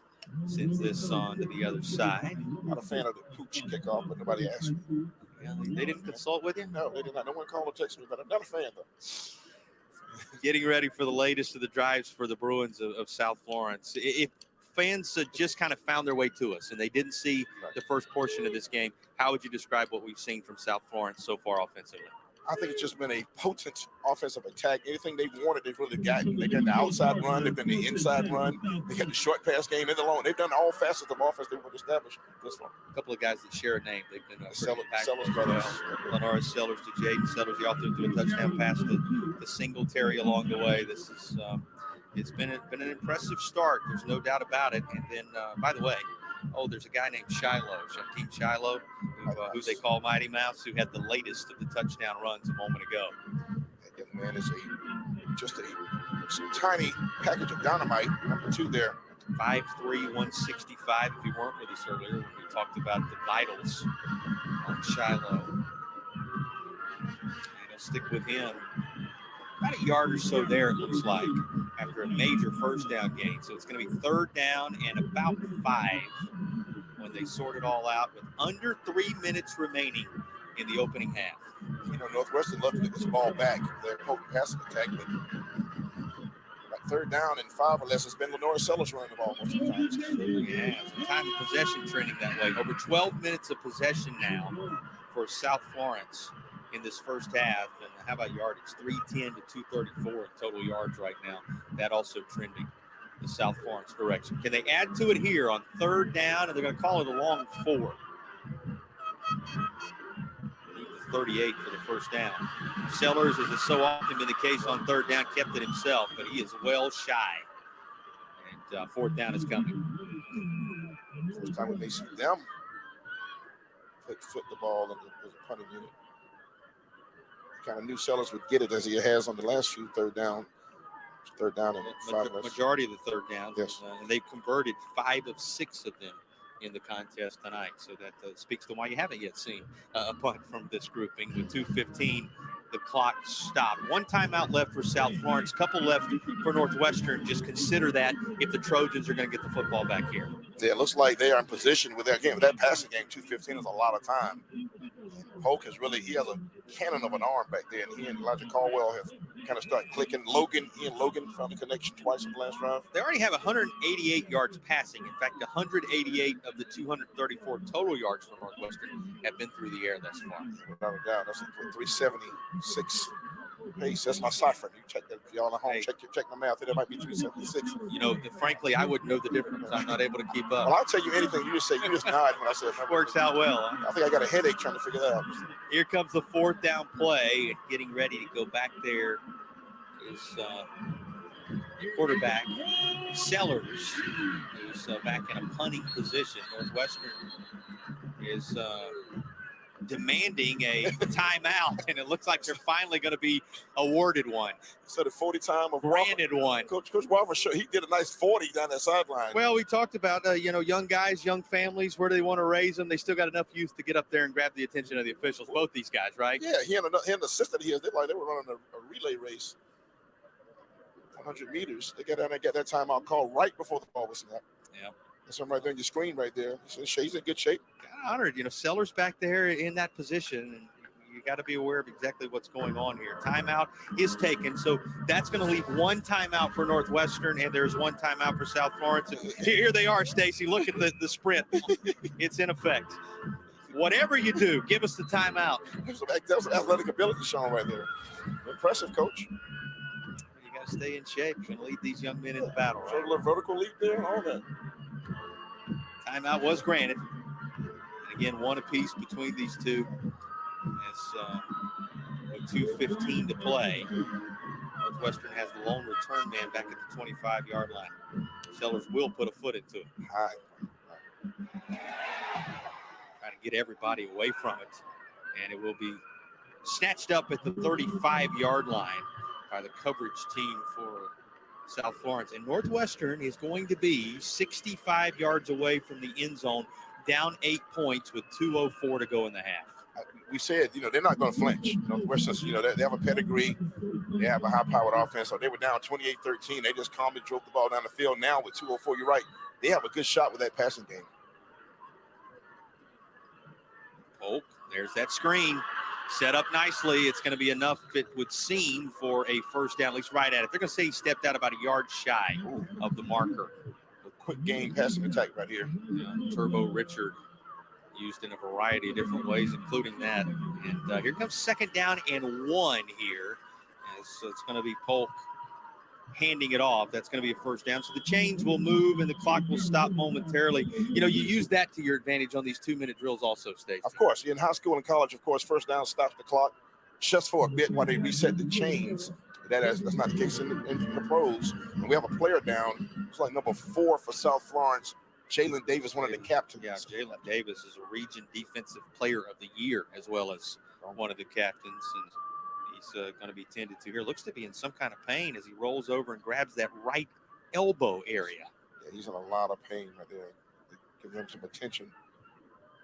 The teams are going to huddle up in the meantime, and we hope he's okay. Davis, who had 105 tackles, 5 sacks, and 26 of those 105 tackles were for loss along the way this year. So he's a young man with tremendous offers. What happened to him here, Stacy? Right here, watch at the end of the play how he's going to fall down. And his teammates, see on the back of that, one of the teammates fell on his arm right there. It looks like might be 7. Chantwine Harkless fell on his arm as he was already making the tackle. Jalen Davis, the player being tended to. He is a north-south selection. He has offers from the likes of Limestone there in Gaffney, South Carolina, North Greenville University in Tigerville, nearby Newberry College, that we saw some of the dignitaries from down on the field earlier today. All those schools having offered Jalen Davis here in the Palmetto State. You certainly hope he's able to pop up quickly. It looks like he's up to his feet now. Yeah, good. It's good to see that. Good round of applause. Sportsmanship on both sides of the field. He's what they call the field linebacker. That's the one who I guess plays more of the wide ranging. They use him to move around more, but the Mike linebacker is Prue, one of the key guys we'll watch out. But he's the field linebacker. That's his actual title on that defense. You know, he's got another title as well, region defensive. That's the big one. That's what he'll talk about when he's 100. He'll be talking about that one. 144 and ticking downward for Northwestern. And again, the screen set up. They go far side. Caldwell again over there, and Caldwell going to be covered up. Northwestern trying to move quickly with 90 seconds remaining in the half. Well, some of the coaches, a couple of boosts down, stomping on the ground and moving the press box as a result. These are tense moments toward the end of the half. Polk in and out of the hands of his receiver, and it's picked.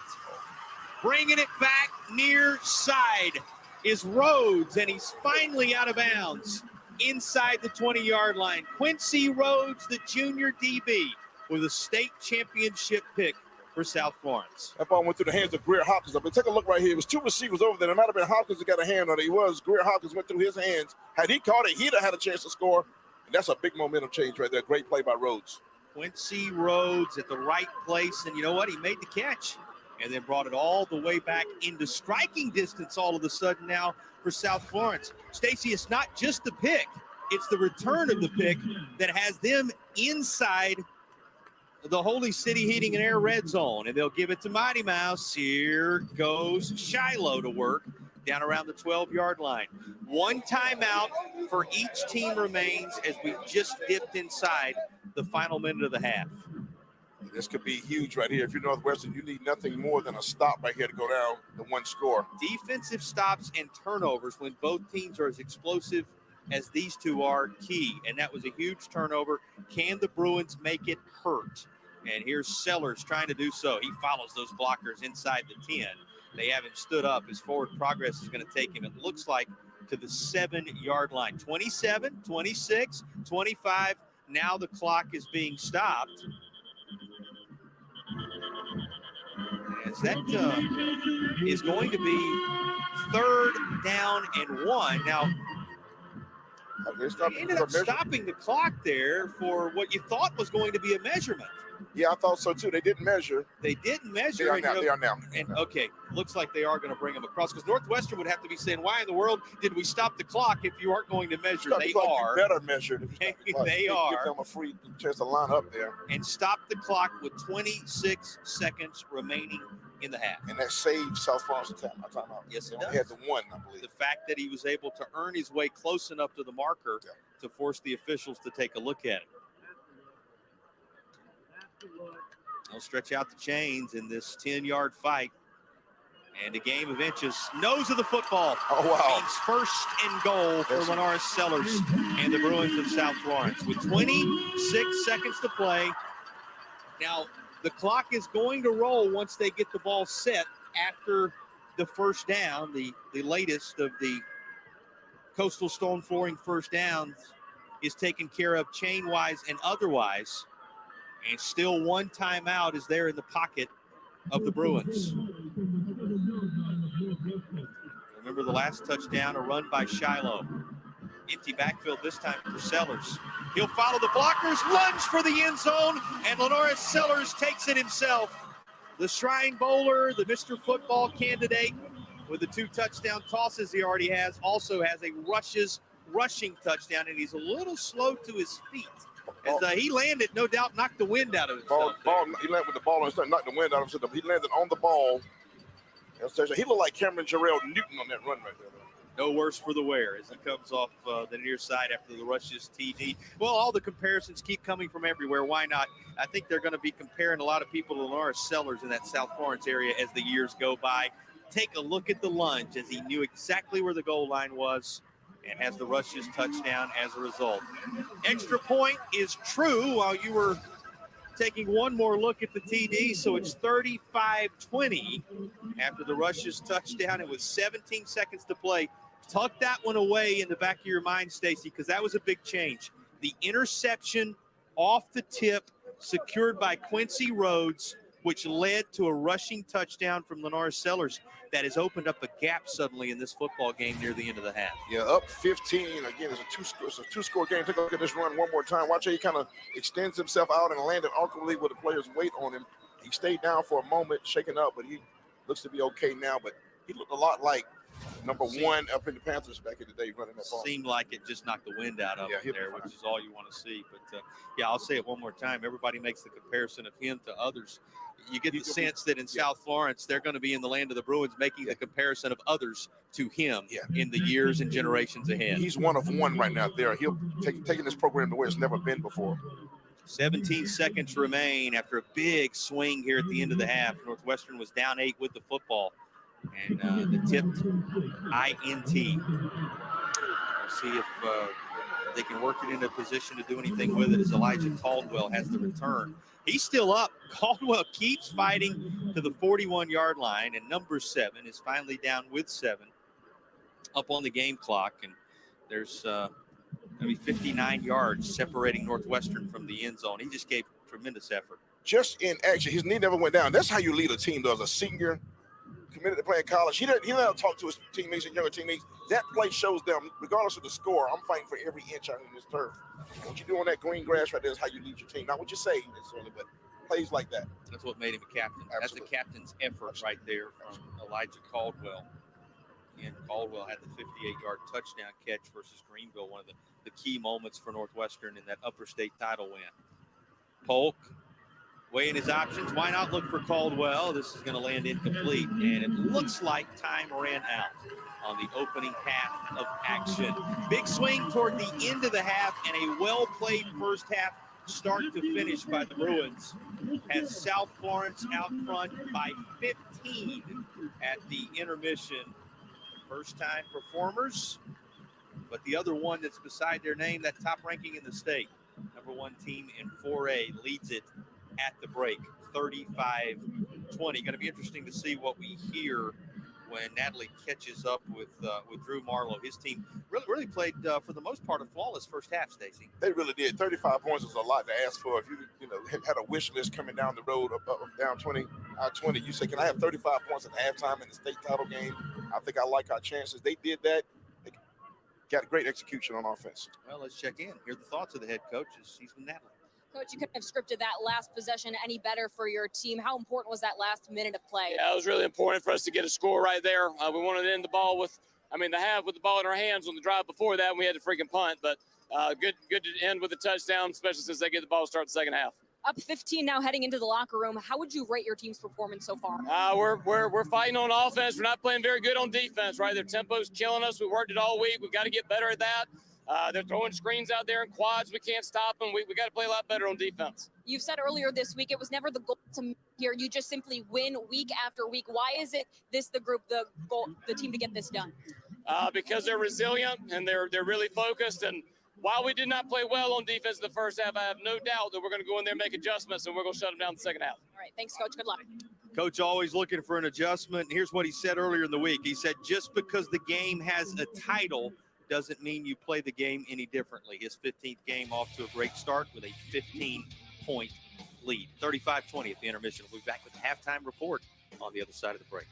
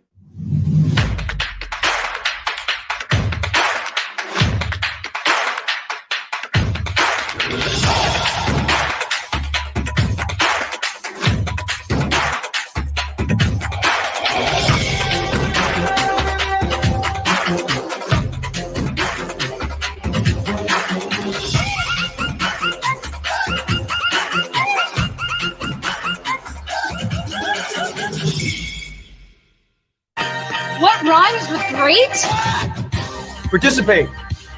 Where does greatness start? Here, in the classroom. On the stage. In the pool. On the field. Where will your greatness take you? To better grades. To more friends. Yeah! Be great. Participate!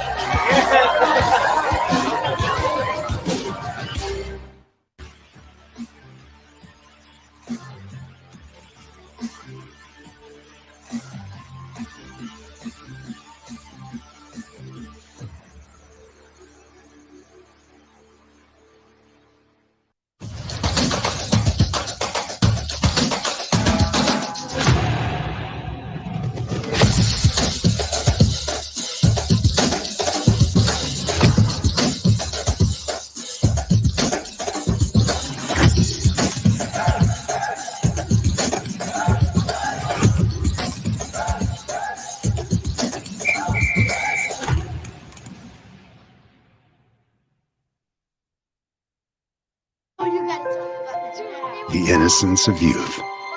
Is there anything any better? But soon they'll be in high school and facing all the same challenges you faced. How to make friends, how to fit in, how to be cool. We want our children to have everything they'll need to live fulfilling and productive lives. Make sure the kids in your family are among the more than 12 million participants in America who take part in high school sports or activities.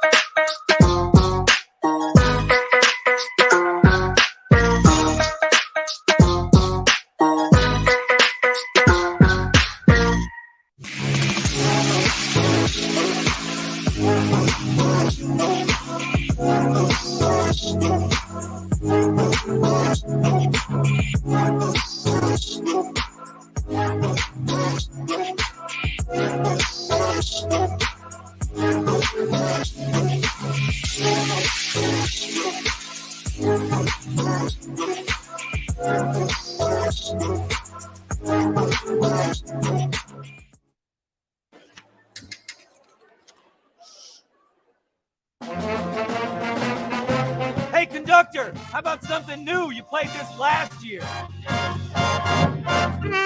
Come on, get your head out of your sacks. We're trying to hear. Well, I'm sick and tired of hearing your kid play the wrong notes. Where's my kid solo? At least you can see your kid. Why is my kid stuck way in the back?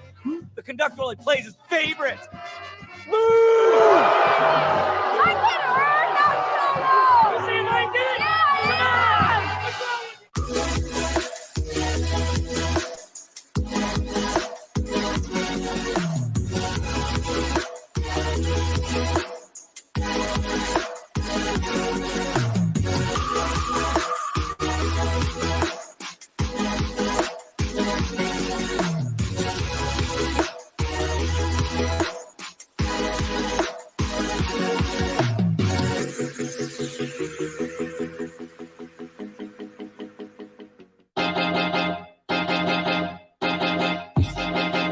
High school sports fans, relive your favorite moments. Just click the shopping cart below the video player to get your digital copy today.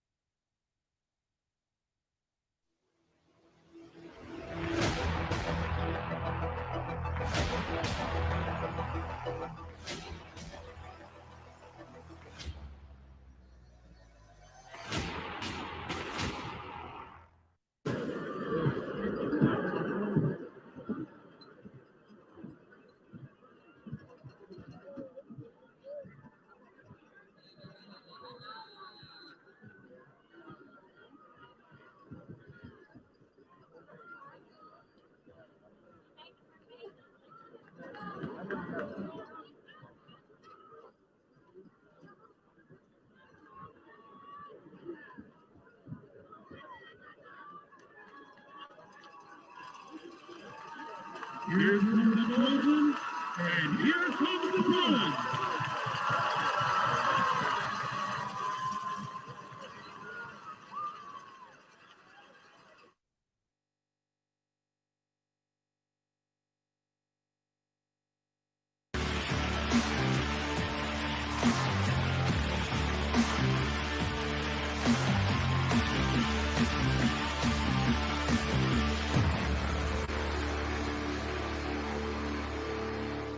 Set to kick it away to Northwestern.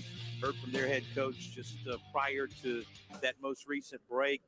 Gave you the simplicity of the game of football, right? Got to find a way to tackle, got to find a way to get back to the basics. So much of it in a championship environment, easier said than done. You know his team is very capable, but you said it during the break, Stacey. You really get the sense this is going to be important for Northwestern this drive. I think it's tantamount that they get something on the board in this first drive. They're down 15. You don't want to get the ball back to Lenora Sellers down 15. Right here. Somerville Ford kickoff, and this is just what the doctor ordered for Northwestern. Elijah Caldwell is going to take the opening kickoff of the second half back for a Rush's touchdown. Elijah Caldwell, who had one of the big touchdown catches a week ago, who is one of the captains on this football team, the senior wideout with the return to remember to open the half. And Northwestern said, hey, remember us? We're still here. Remember that run he had? We saw that heart determination before the half ended with 7 seconds on the clock. This is the kind of stuff you went in the locker room and told him about. This is how you come back and answer. That's what a senior leader does right there. He did it with his play that day. I played it seemed meaningless, and then he shows them now and strikes up the scoreboard. Captain gets the job done. The extra point just as true. And Northwestern within a possession as they answer the second half bell. What looked like a determined head coach. You know this is a determined group. He wants to join the likes of Jimmy Wallace, who won those titles in 89, 93, and 10, and Kyle Richardson in 13 and 15. Will 22 be added to it? If 7 has anything to say.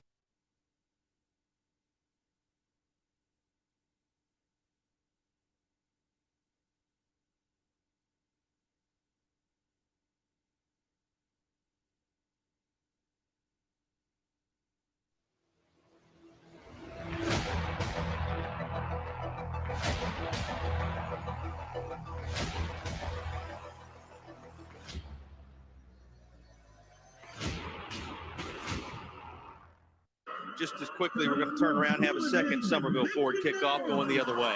Somerville Ford can get some loving this second half here, too. This scoreboard is moving like a pinball machine for those old enough to remember pinball machines. I told you 40, right, up the numbers, might take 50 minutes. Yeah, looking like those numbers are going to keep climbing the way these two teams can perform offensively. It's about an hour trip from District 3 Stadium down I-77. Those who made it loving what they saw to open the third quarter. The crew out of Rock Hill representing Northwestern on the far side. And it's going to be brought back to the 28. That is about all. What will we see from South Florence? Now, any adjustments that you see for South Florence? Obviously, we talked about him playing nearly a flawless first half, even got the bounce on the tip that resulted in the pick that was secured by Quincy Rhodes that resulted in the late touchdown that opened up the 15-point advantage. What, if anything, do they need to adjust? What's the adjustment to the adjustment? You got to assume they're going to come out and try to bottle up Jaden Sellers. Yes. You got to get another receiver involved in the passing attack, which they really didn't do in the first half. So I guess who is the second receiver in case they roll coverage over to Jaden Sellers? Yeah, we saw the catch by Singletary. He's certainly a candidate, had the early touchdown catch, and then Sellers. But, Johnson, Fargus, Lassane, so many that can be targets for this crew. And another dose of Shiloh, who carried so much of the weight in that first half as well. But Northwestern receiving a lift from that start on special teams. Jeremiah McDowell follows it up with the start here for the Trojans. That's just a great job rallying to the football that time. They got to head to the ball real quick. You got to come back on a good team. You got to get them at third and long. Will Massey was right there on the scene pretty quickly as well. Remember, Massey, 84 tackles, leads the way for this team out of that linebacking group. He's such a tremendous performer, and he was in the thick of things, as you might expect. Well, here comes a third down with some distance. Going to be third down and about 7. Can Northwestern get right back off the field? Momentum is in the balance of this play, I think, Jason. Stop here in Northwestern, got to feel great about themselves. They run DJ Jackson on as a part of the personnel grouping. Screen set up, Sellers to Sellers. They were waiting on him. And all kind of white jerseys with gold pants there at the 30-yard line to stack him up. And the fans who did make that trip down from the District 3 shadow up there in the upper part of the state of South Carolina, loving what they see right now. Sealed off beautifully, Stacey. They had a team meeting on the receiver that time. They had hats to the ball, purple helmets, converge. They came out the locker room playing very well for Northwestern. Remember, Sellers also serves as the punter, Lenoris Sellers, that is. And he'll put a right foot into this. Hot play.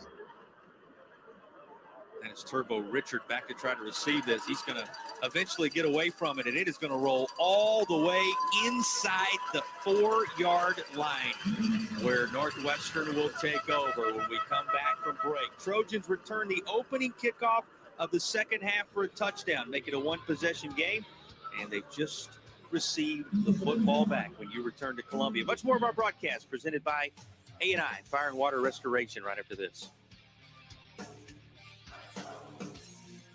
I go by Mike, I go by Mayo, I go by Man.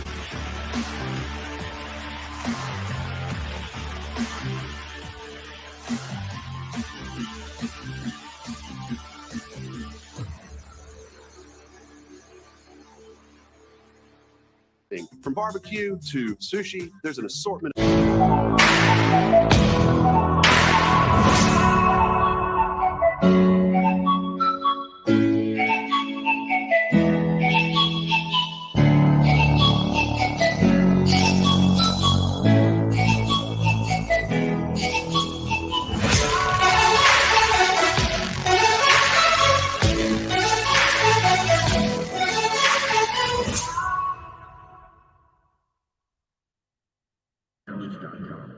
Empower your youth with education, mentoring, and training.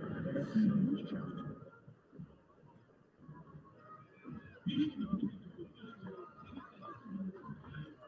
Be tightened just a bit in the 4A state title game. Still almost 10 full minutes remaining in the third quarter. A defensive stop. Well, that reminds us that at the end of the night, we're going to have the defensive player of the game brought to you by Old Charleston Painting Company. Old Charleston Painting Company, like paint, we have you covered. Check them out. Old Charleston Painting Company, the sponsors of our defensive play of the game. It was the Northwestern defense standing tall, but a tremendous punt that has backed the Trojans up in the shadow of their own goal line. They'll give it off in the direction of Arnold, and he's still fighting to try to get a little bit here and a little bit there, and gets out near the 15-yard line. How about that punt, by the way? Sellers was able to get his foot into there, and that was a game-changing moment if the Bruins can get off the field here, Stacey. Yeah, make a note of that punt right there. That could be huge. Flip the field. Yeah, for all the things you talk about that he does so well, you're not necessarily focused in on the punting ability, but it was a major moment right there. Turbo Richard able to work his way beyond the sticks. That's a Will Lou Gray Opportunity School first down and a little breathing room for Northwestern. And that kind of negates the effect of the punt, but they got to keep the chains moving right now. Again, 8 Go back to Elijah Caldwell, who did return that opening kickoff for a touchdown, and he's got it out of bounds after maybe a yard. It's back near the line of scrimmage. We'll see where they spot it. Take a look at this play right here. It's the same swing pass out to the. He really didn't even run a route. He just kind of toss it to him, and you wonder at some point they're going to try to jump that route if you're South Florence. It was Braxton Blocker, a senior DB, who wrestled him down for this relentless, and that's their trademark statement, their trademark word, South Florence School. And the South Florence High Bruins with relentless at the heart of this roster, able to get in there and snuff that out. Second down, 11 coming. Polk goes over the top. Caldwell did a nice job playing a little defense there, really, as he came back and knocked that away as he was double teamed on that far hash. Too many blue jerseys in the area, but strong arm that time. But just he didn't drop back. He just stands there, and he put some zip on it, but it was 3 blue jerseys in the area. Yeah, and number 3, Quincy Rhodes, who already has the one pick, he was the closest to corralling it, but I'll say it one more time. Caldwell came back, got his hands in there to disrupt.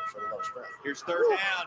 And third down means the quarterback drops down in there is Jalen Davis. We saw Davis a little banged up earlier in the contest. We gave you his accolades, told you about all the offers, and the North-South selection comes up with a huge sack deep in Northwestern territory. Like a little delayed blitz that time. He came untouched, and he got there quick, fast, and in a great big hurry.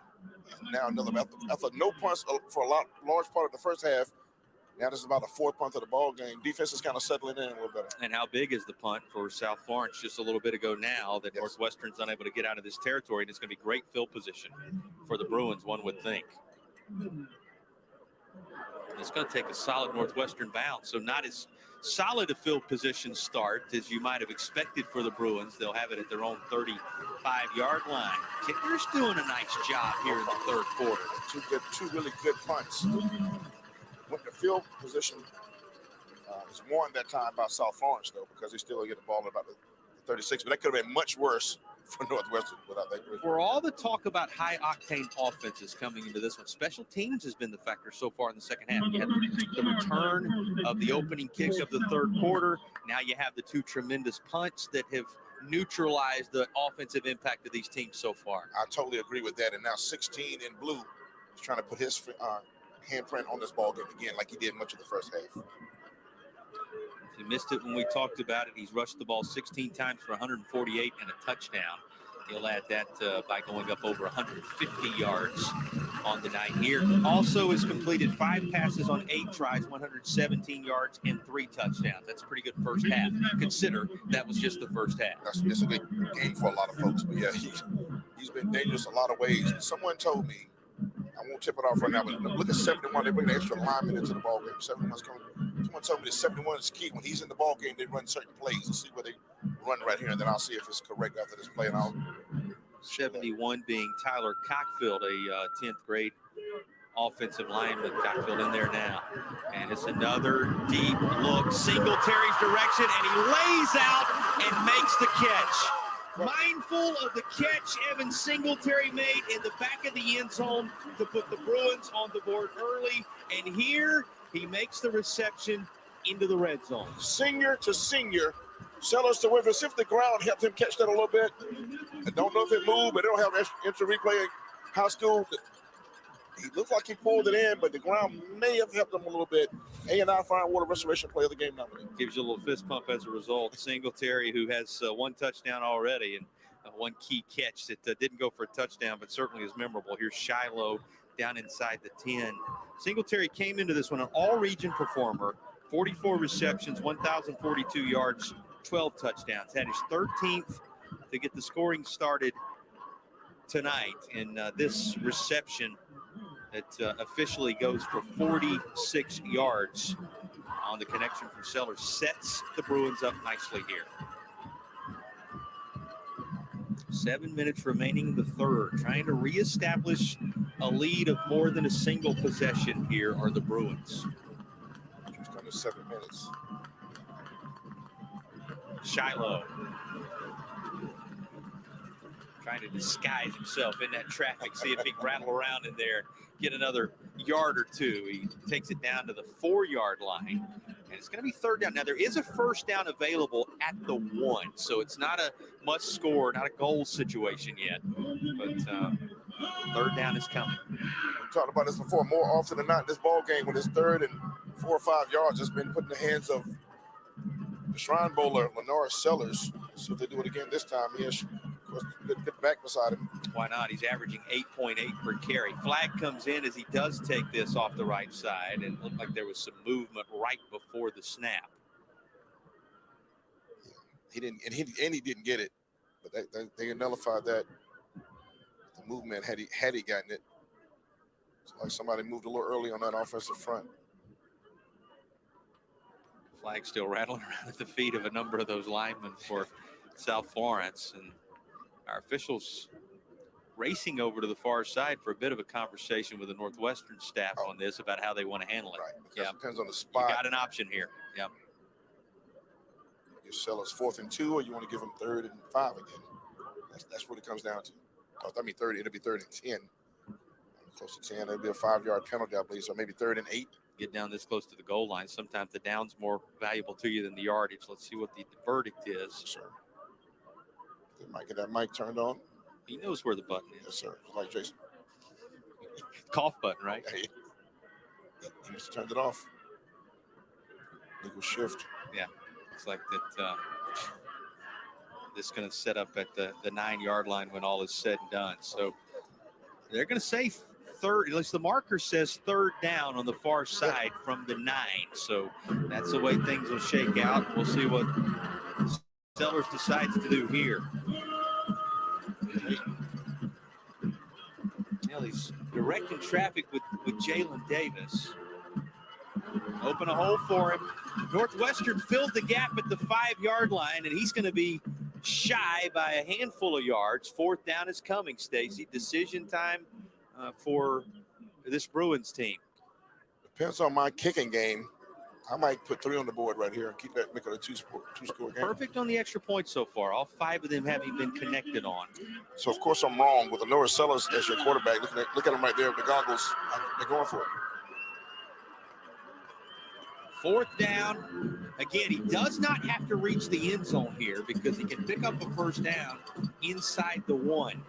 Bringing in linebacker Jalen Davis, put him in the back. Remember, Jalen Davis, I just called his name on that last play. He's been in there for a couple now. And he tries to make some room as Sellers works forward to the 1. The question is, did he get to the first down marker?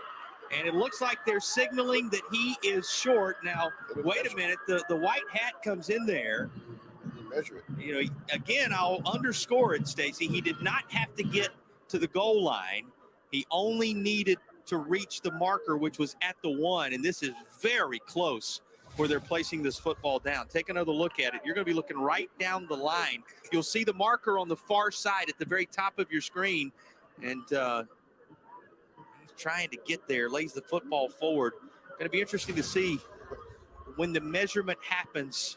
Boy, game of inches defined right here. Yeah, his offense, he got a push, and that helped. He got a late surge and a push that might have gotten him there, but it's going to be a matter of inches either way. It's first and goal.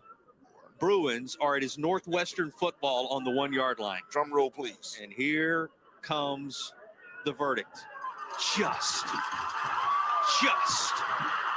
short.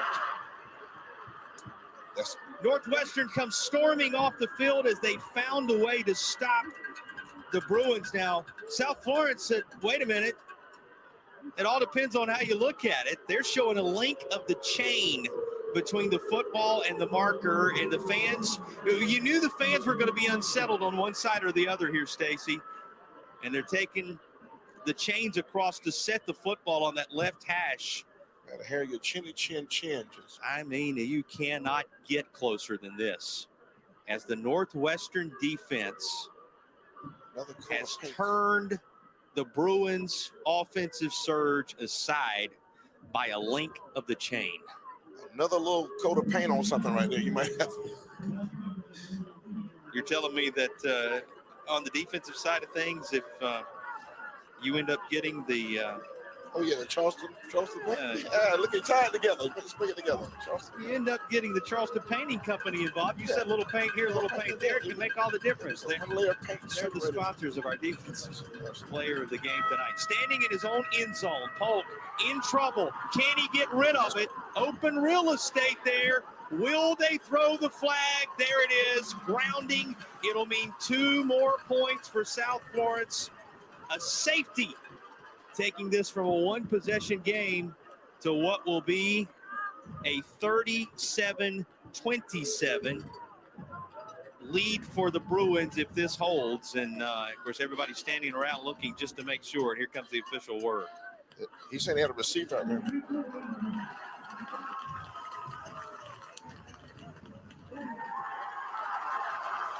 So Northwestern assessed the safety. It goes up on the board.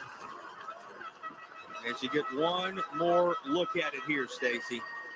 Nobody's over there. There's a receiver further down, and it's just nobody can make a claim to. I mean, you couldn't get enough on it to get it close to that receiver. Caldwell was too far away, and they tried to make an argument, but it fell on deaf ears. Rightfully so, I believe. With 5 minutes, it's now a 2-score game. The lead goes to 10. So they didn't give up the 7 with the Bruins down here close by, but Northwestern, a team that once won a state championship on a safety, Sure did. yielding one here this time around as it goes 37-27. And of course, you have to punt the ball away, so you're also going to give a possible short field to, arguably the best offensive weapon in the state. It has to be somewhat of a lift to tuck away in the back of the mind of the Trojans defense, though, that they did come up with the goal line stand and the stop down there. Yes. That's something that did not happen a lot in that first half, and we'll see if they can build on that as we move forward here. But able to wrap up Finley Polk and keep him from getting away there, and the safety taking it to 10 at 37-27. Boy, big play in the ball game right there. It really was. We've seen a couple of momentum shifts in this ball game. That could be one right there for sure. They got to kick off from the 20.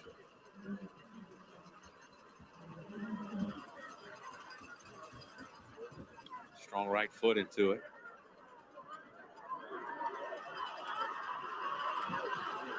Trying to rush it all the way near side. Corner looked to be there for a moment. Eventually hemmed up, and that's where things will start right around the 44. He didn't trust his speed right there. He could have kept going, maybe got an angle right there, but he stopped himself. The South Florence Bruins team, went for broke down there near the goal line, able to use that pressure to come away with 2 key points, Stacey. Got to credit the push they were able to receive up front that time. Yeah, well, I don't think we named the player, but the pressure in that backfield from that defensive front, maybe a momentum swing in play, but that was huge, that safety, but a good surge by the defensive front of South Florence. 4:50 to play, and that's in this third period. A lot of football left on a decisive night in the state of South Carolina, running toward that Tigers logo at the middle of the field here at Benedict College to the 45-yard line. That's good gain on first down. So many different weapons for both these teams. And you see Shiloh right there standing alongside Sellers, both doing such good work tonight already for the Bruins. Yeah, he's played himself a ball game. And on the weekend, when we've seen Buford win their first ever school championship, with South Florence do another to get the initial program. Far side Shiloh. And it ends up being wrestled down. Now, there's a flag that comes in at the end of this right around the 40-yard line. Yes, it looks like something is going to be something on that far sideline right there, and the officials will get together. I won't try to guess, but it's at the very end of the run.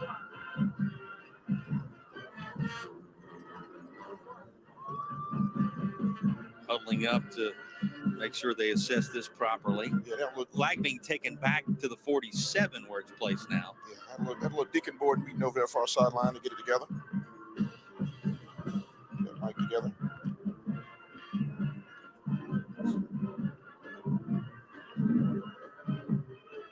End up being a holding call that will push this back the other direction as they begin to back them up just a bit.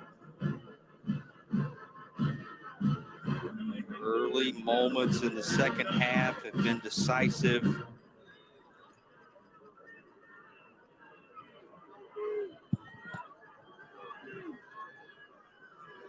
And at 4:06 left,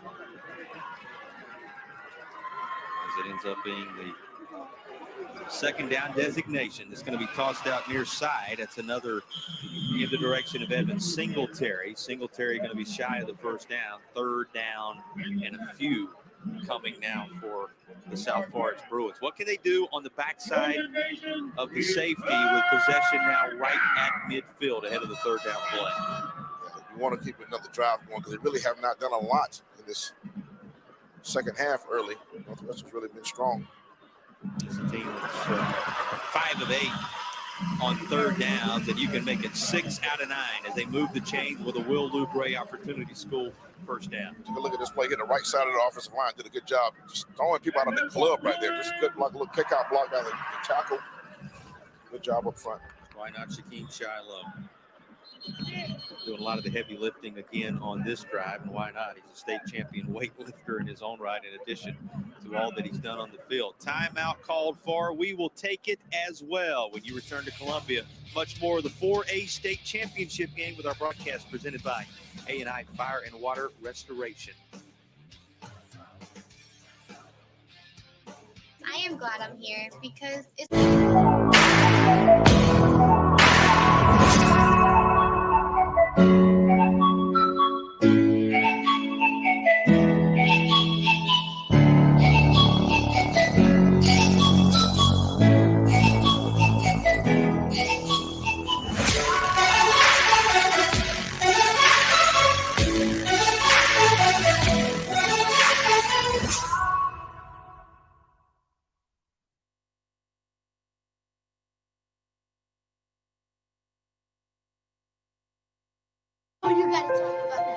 The innocence of youth.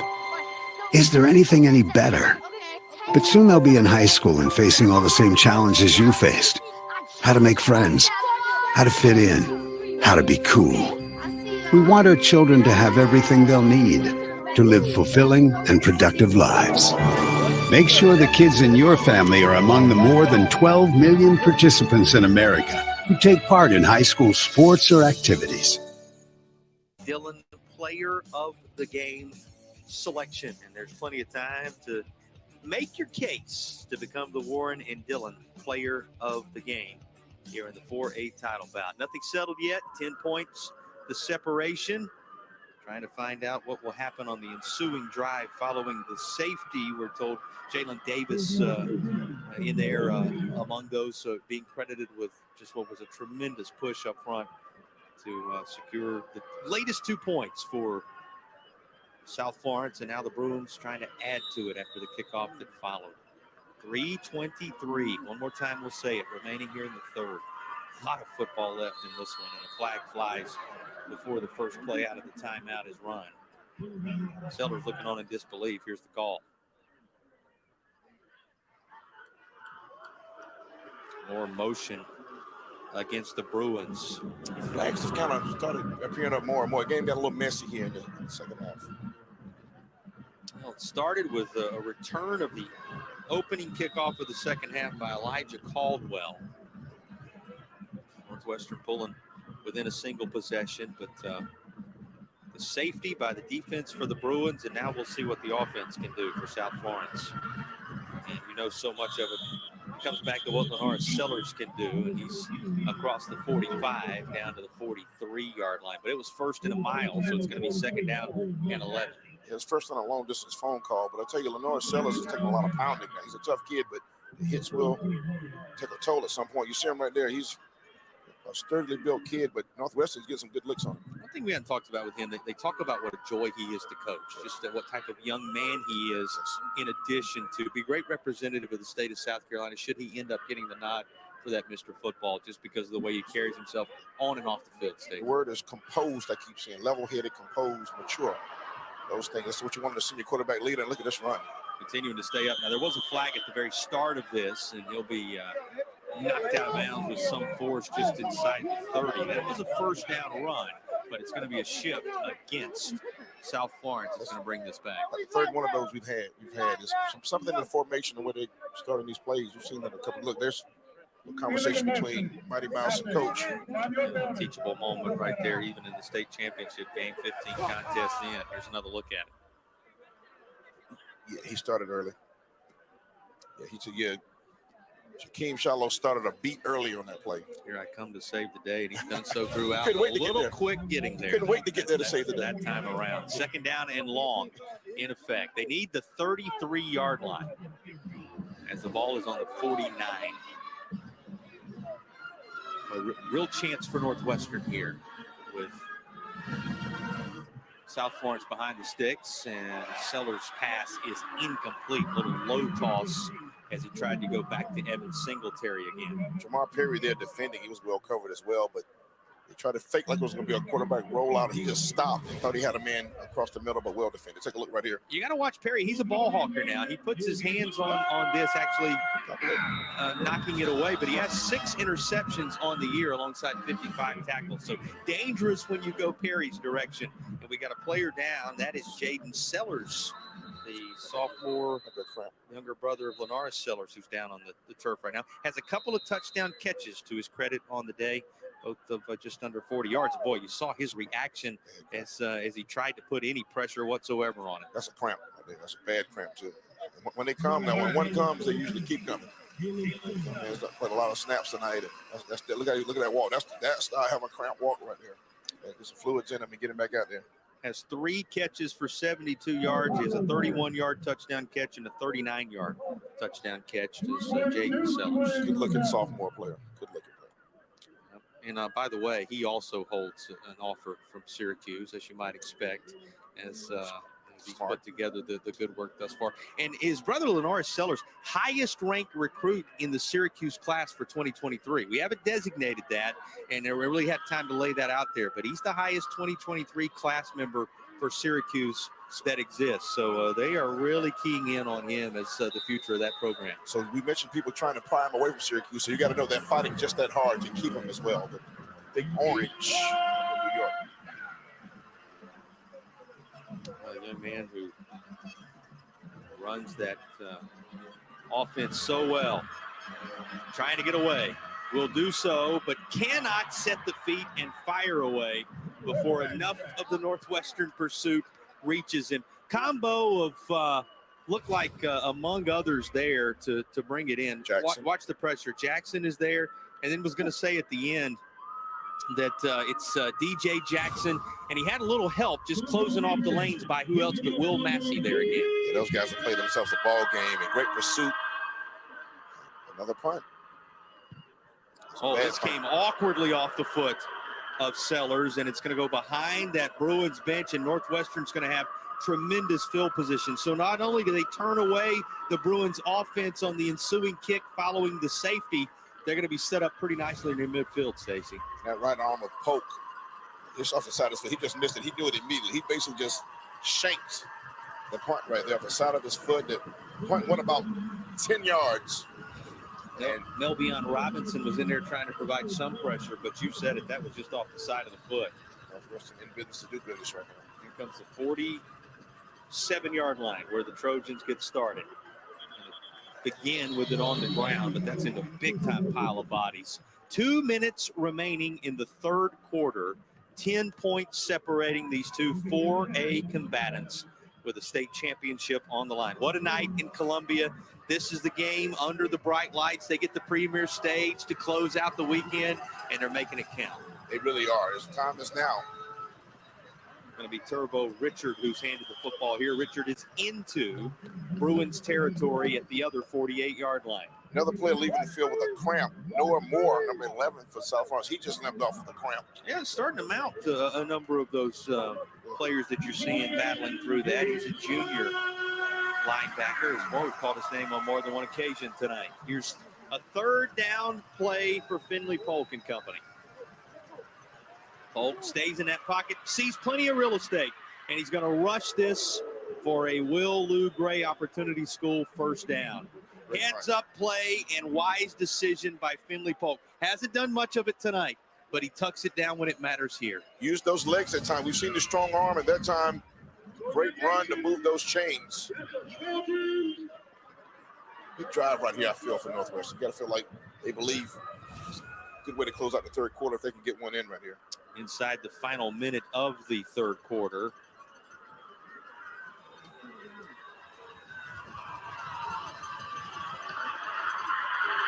Seam, far side, all kind of room. Here's Hopkins. He goes down the far side and is just shy of the end zone as Hopkins, well, they're going to bring it to the, looks like they're going to put it out at the 5-yard line. Wait to see exactly where they're going to spot that first and goal. But watch Hopkins go. You guys get speed right there. When you see a kid this as an athlete, they move him all over the place. He's a wildcat again right here. He does a little bit of everything. You know, they talk about the Swiss Army knife because this is stacked up on the first and goal play.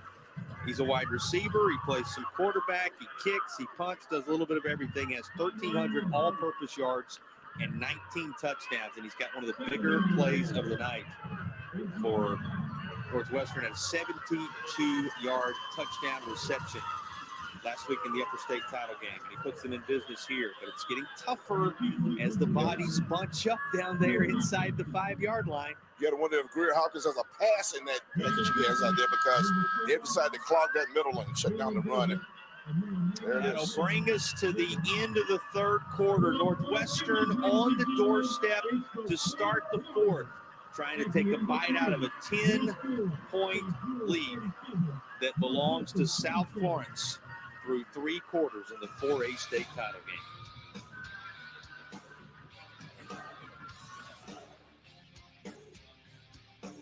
Where's Olivia?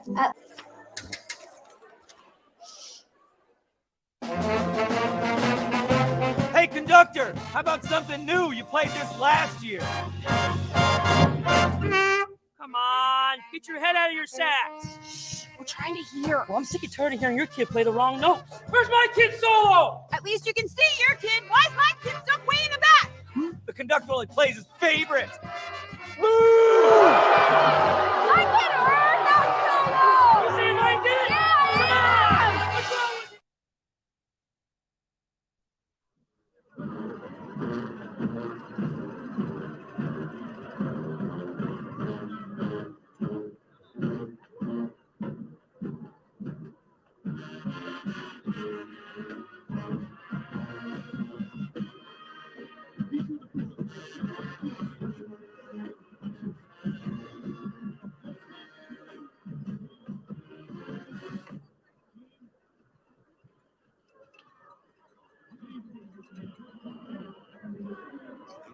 What's wrong with you?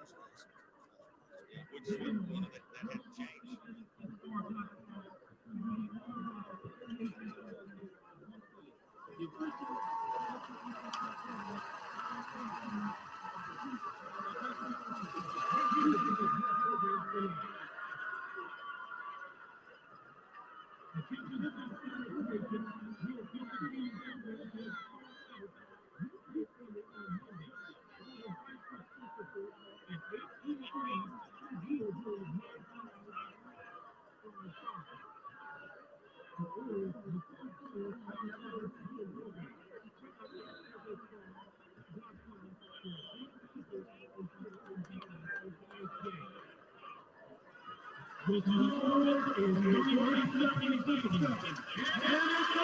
Final 12 minutes of the 2022 football season in the Palmetto State. That's assuming things are going to end in regulation here, right?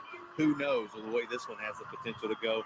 Third down and goal for Northwestern, trying to make it a one-possession contest as they trail by 10 entering the fourth quarter. Turbo Richard striving toward the goal line, and he's going to be just shy of it. 4th and goal for the Trojans, down 10. So that makes this quite a decision here, Stacy, when you know you need the combo of No hesitation at all. of 7 and 3. Gonna kick the field goal, right? He ran him out immediately. He already knew what he was going to do. No hesitation. So the Trojans trying to cut it to the full of one possession, trying to make the deficit 7. Really erases the impact of the safety if they can get the job done right here. Rodriguez, true, as he knocks through the field goal to make it 37-30 in the state championship game involving the Northwestern Trojans and the Bruins of South Florence. I'll tell you what, it's a one-score game now. It's as close as it's been in a minute. And I said 38-40. You're heading that way. We're heading for that bend. If we can make it some extras. Pretty good numbers put together by these two teams. You think about 300 yards of total offense for Northwestern, are right at it, and then 424 yards to this point for the team out front by 7, the South Florence Bruins squad. Both these teams have been really good in 3rd and 4th down scenarios tonight as well. They really have, and they're going to have to maintain that because the time when the clock says every possession is really going to count the rest of the way. So you got to maintain that possession of football. Just that one turnover in this contest, the ball that was tipped, that ended up being a big swing in points toward the end of the first half, and it stands as the difference in the ball game right now. Since that point, though, by the way, Northwestern's outscored. Outscored South Florence. What, 10-2? Yeah, and if you weren't with us, Trojans came out of the locker room, returned the opening kick of the second half for a touchdown. That really tightened things, and they've been knocking on the door ever since. But the lead remains with the Bruins, and South Florence going to return this up across the 30 to the 32-yard line. Great crowd tonight, tremendous environment tonight. The bright lights on this one here in the state capital of Columbia. every reason to believe this last 11-15 is going to be quite entertaining. I'm counting on it, and with the cramps, experienced by young Jaden Sellers, see if he's back out there. But he and Singletary has been the receivers of note. So you got to see if that one of those guys loosen up that box a little bit. That box is tightened up in the run game here in the second half.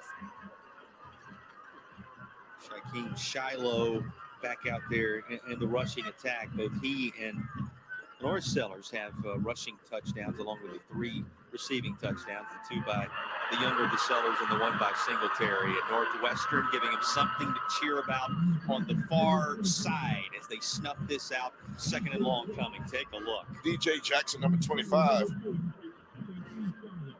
He came in like, that's not the Jackson 5. Remember that? That's the Jackson 2-5. 2-5. DJ Jackson 2-5. Able to get in there and make the stop. I like where you're going there. Old folks know that. Second down. Yeah, some of the crowd's with you, right? Yeah, absolutely. 2nd down, they need the 41. And this is going to be covered up at the 30-yard line on the handoff to Shaquem Shiloh. 3rd down and long. That Northwestern defense has gotten real stingy here of late, and they can kind of feel it. They believe the game is in their hand.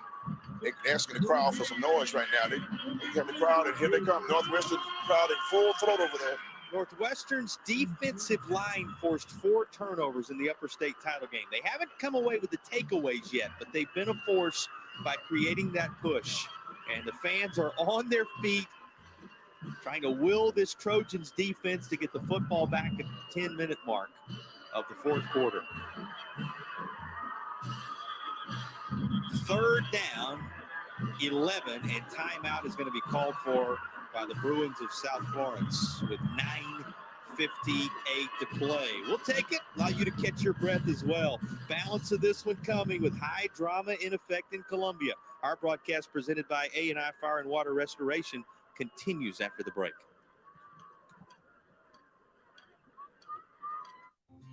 Your home is where your memories live, where you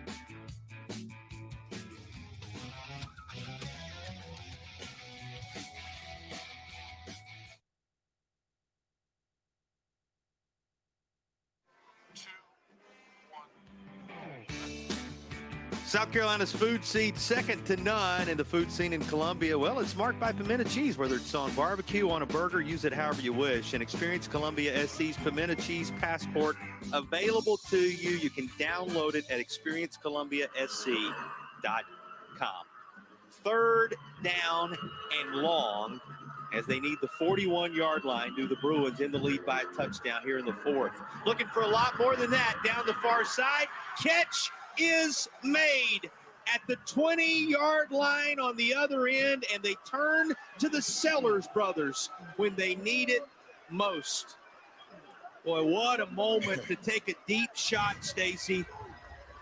And Lenora Sellers finds Jaden Sellers, and it is a 1st down and then some to keep possession for South Florence. That is an absolutely perfect throw. You asked your Shrine Bowl player in a big pivotal moment of the game, go make a play.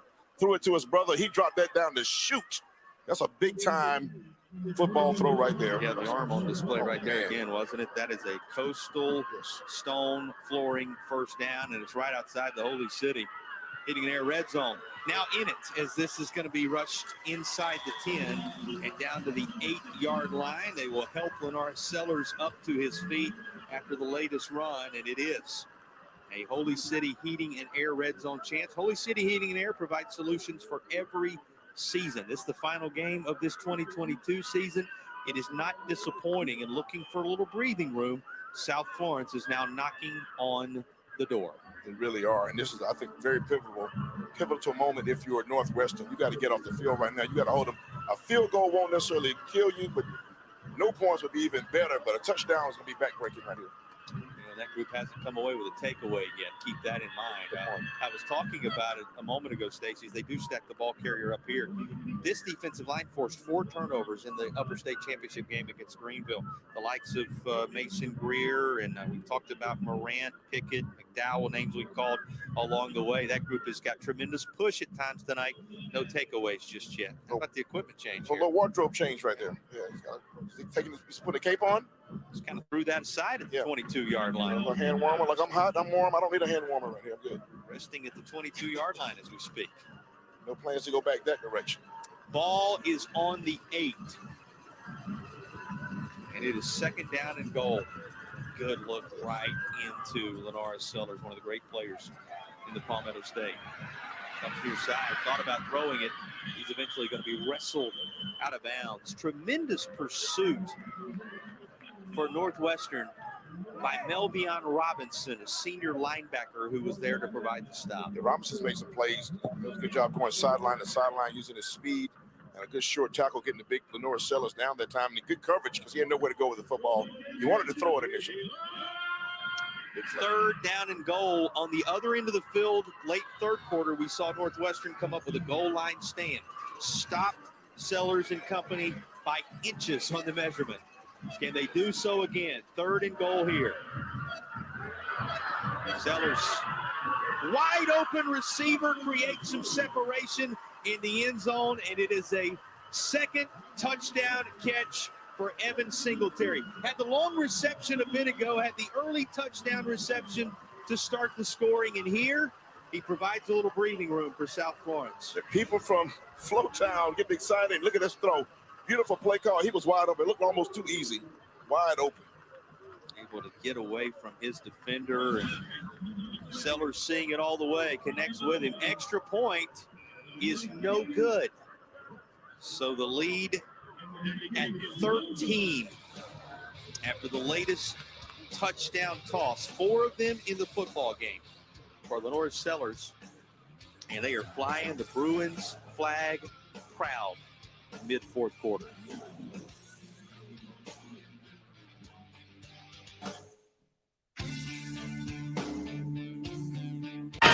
What rhymes with great? Participate. Where does greatness start?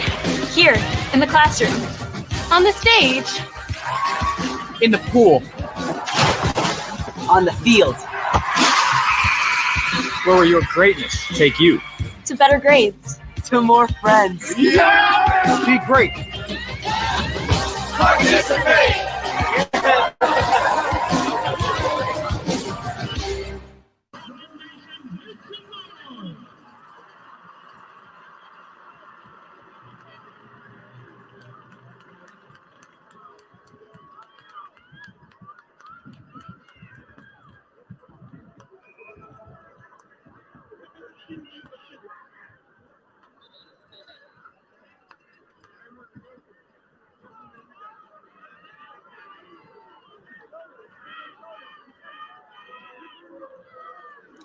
First trip to Columbia for a state championship environment for these Bruins. Lenora Sellers and company out front with 43 points on the board. He is 9 of 13, 227 yards, 4 touchdowns.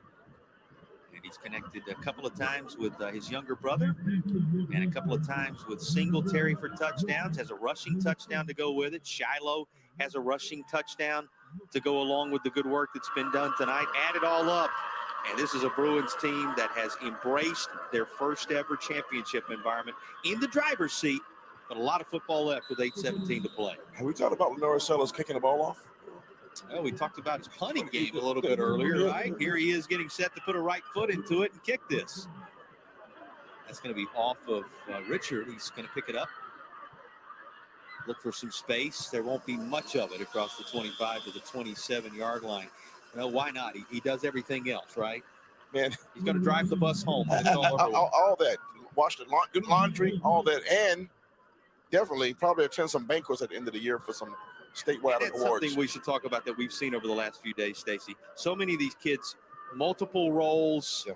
We've seen a lot of Ironman football yesterday, particularly for the Class A, 2A schools.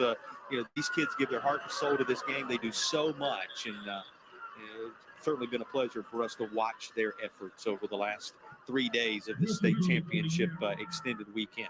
They go to Turbo Richard again here. Northwestern needs something pretty quickly. A couple of scores now needed by the Trojans. Yeah, start calculating how many possessions do you expect to get in the ball game. Now you head to the 7-minute mark. This is big now. You're down 2 touchdowns. Long toss all the way across, looking for Jalen Logan. That lands at his feet, incomplete. Logan's had a couple of big catches in the second quarter. He has. You think about the receivers for Northwestern. Burris, a catch. Logan, Hopkins, Richard, a couple of catches. And then, of course, Caldwell, who has 7 of them for 53 to lead the way. Both he and Burris have the touchdown receptions for Northwestern. Plenty of movement on the front side of that. Way early. Ahead of the 3rd down and 7. It's going to be a false start. Now they're going to be behind the sticks on 3rd down. Yeah, they told that lineman about the party. They didn't tell him the start time.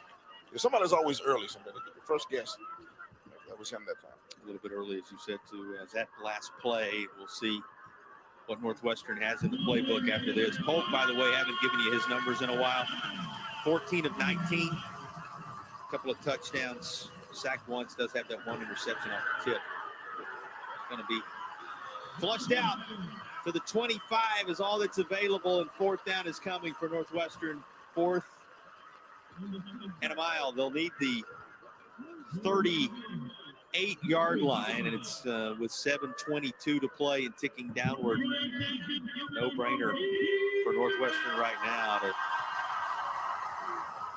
try to send this away as South Florence sends Elvin Singletary back on there. As Singletary, who's done so much already on both sides. Evan Singletary telling everybody just get away from this. That's going to sail out of bounds, and it does. South Florence football time becoming a factor now with just under 7 to play. Yeah, and they're looking now for any sustained drive, and the celebration will start to begin. Northwestern's got to start looking for a turnover. I mean, there's still time, 6:59, but with Lenora Sellers and where they moved the chains, I mean, you need something good to happen for you real quickly for Northwestern. Think about the send-off at 3:30 today and all the preparations this week. This is going to be very meaningful if they can close this out. A lot of work to be done between here and there, but for South Florence, #1 across the course of the season, able to get here behind one of the great playmakers in recent years in the state of South Carolina. Again, work to be done, but certainly all those goals there for the taking now for the Bruins. And they give it off to Mighty Mouse up near the 50-yard line as they term it. Shaquem Shiloh on the carry. For a little more on that, let's check in with Natalie. Yeah, hey guys, I had the chance to talk to the 2 assistant coaches of Syracuse here along the Bruins sideline earlier today, and it wasn't too hard to find them, not because of the orange S on their chest, but because of the clapping and the huge smiles on both of their faces anytime one of the Sellers brothers did something great, and we've seen that, of course, all night tonight. They told me they're excited. They get to have Lenoris back on campus in January, and they couldn't be more excited to see him donning the orange next season, and he's got a great guy to learn under for the next year, and that is Garrett Schrader. We like to accelerate Jaden's arrival as well. All goes well on the Syracuse side of things, no doubt about it. Thanks, Natalie. Those two quite a find for the orange, as Syracuse has to be loving what they're seeing all night long. It's a great place to be if you're a Syracuse coach. This is where you need to be, watching your, as you mentioned, one of the centerpieces of their recruiting class, the lead guy of their 2023 kind of class. You look at Matty Marshall, he's grabbing his arm right there. Shiloh right there. He's banged up a little bit. He's in obvious pain. He's going to stay in the ball game. Well, that's a big picture of the future for these individuals. But as you look at the here and now, this is a huge 3rd down in which Northwestern needs to get off the field if they have a comeback in mind. And who's going to stop them from doing so? Lenoris Sellers keeps it himself inside the 40, move the chains. That is a Coastal Stone flooring 1st down. And down on the play also is Shaquem Shiloh. A bigger issue right now is that young man who's been such a part of this contest tonight is unable to continue right now. Writhing in pain. Let's see what happened here. He was banged up before the play, I thought. His leg, he's planted his foot leg and it turned in an awkward angle. You saw him rolling around in the background of the play on the backside of this. Huge play for South Florence in that the Bruins convert on third down, but bigger issue right now, you're concerned for the health of Shaquem Shiloh. Again, state champion weightlifter, as we've told you from time to time along the way, just a tough kid. Yeah. Getting every bit that he can out of the 5'3", 165-pound frame, and it looks like he's going to be brought to his feet by that training staff. That's a very good visual. Yeah, he's put weight on that. Hey, look, it was a lower right leg injury where he was banged up, but he's going to walk off on his own power, so I won't be surprised to see that young man back in. He's as tough as a $2 steak. Headed for the tent. How about tonight? 22 carries, 110 yards. Averaging right at 4.7 per carry, has the touchdown. That touchdown was his 17th of the year, and he's up over 1,400 yards rushing on the season with his work here tonight. Yeah, outstanding into a career as a senior leader. One of the many trying to cap their careers with a title, and here's one. Sellers slides down after working this inside the 30. Clock keeps on winding at 5:04 and ticking downward to play now. Time is definitely the enemy of Northwestern. And with more points at any type here of any variety, you now make Northwestern score 3 times in the limited time remaining. So capping this drive with any kind of points here, Stacy, it's going to get real tough for the Trojans. Well, a field goal is still taking you to you're right. No, you make a good point here. But listen, I'm going to say now at 4:39, this first down right here, we'll start looking at the benediction time. Yeah. Yeah, could as you said with a field goal, it would put it at 16, and you're now 2 scores and 2 2-point conversions, and you can work your way there, but you make it a lot tougher if you come away with anything here. And a touchdown almost certainly allows you to begin to celebrate. How about the slow nature of the arrival to the feet by Lenore Sellers right there? It's been a physical game, and you're seeing that start to show on both sides. He went down kind of awkwardly there. I remember this leg get caught up under him, and you wouldn't worry about that for any of these players out here, but a freak injury, but heading toward 4 minutes. And that was another Coastal Stone Flooring first down, so that means more of this clock going to be taken down by the Bruins. South Florence looking over to the sideline, trying to receive the communication. Drew Marlowe.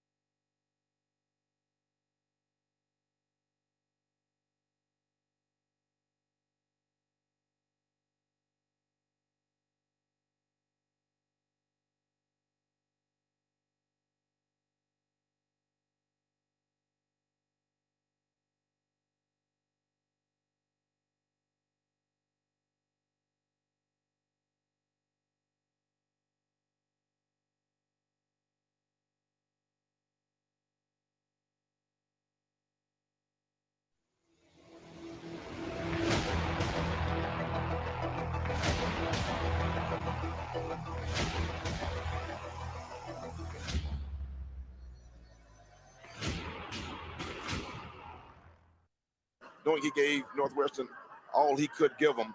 He and the captains, of course, C.J. Wentz and Jordan Knox, Kamari Morant, those who have been the leadership group out of this team. They still fighting here with 2:54 to play. Yeah, Caldwell make a stop at the Shrine Bowl on his way to West Virginia. Yeah, he's got a little work to do before he heads on to the next level of his career. Absolutely. And plenty to do here before the night is done, perhaps, and that's tipped away and incomplete. Second down coming. Little bubble screen that time and misfire. Could have been picked.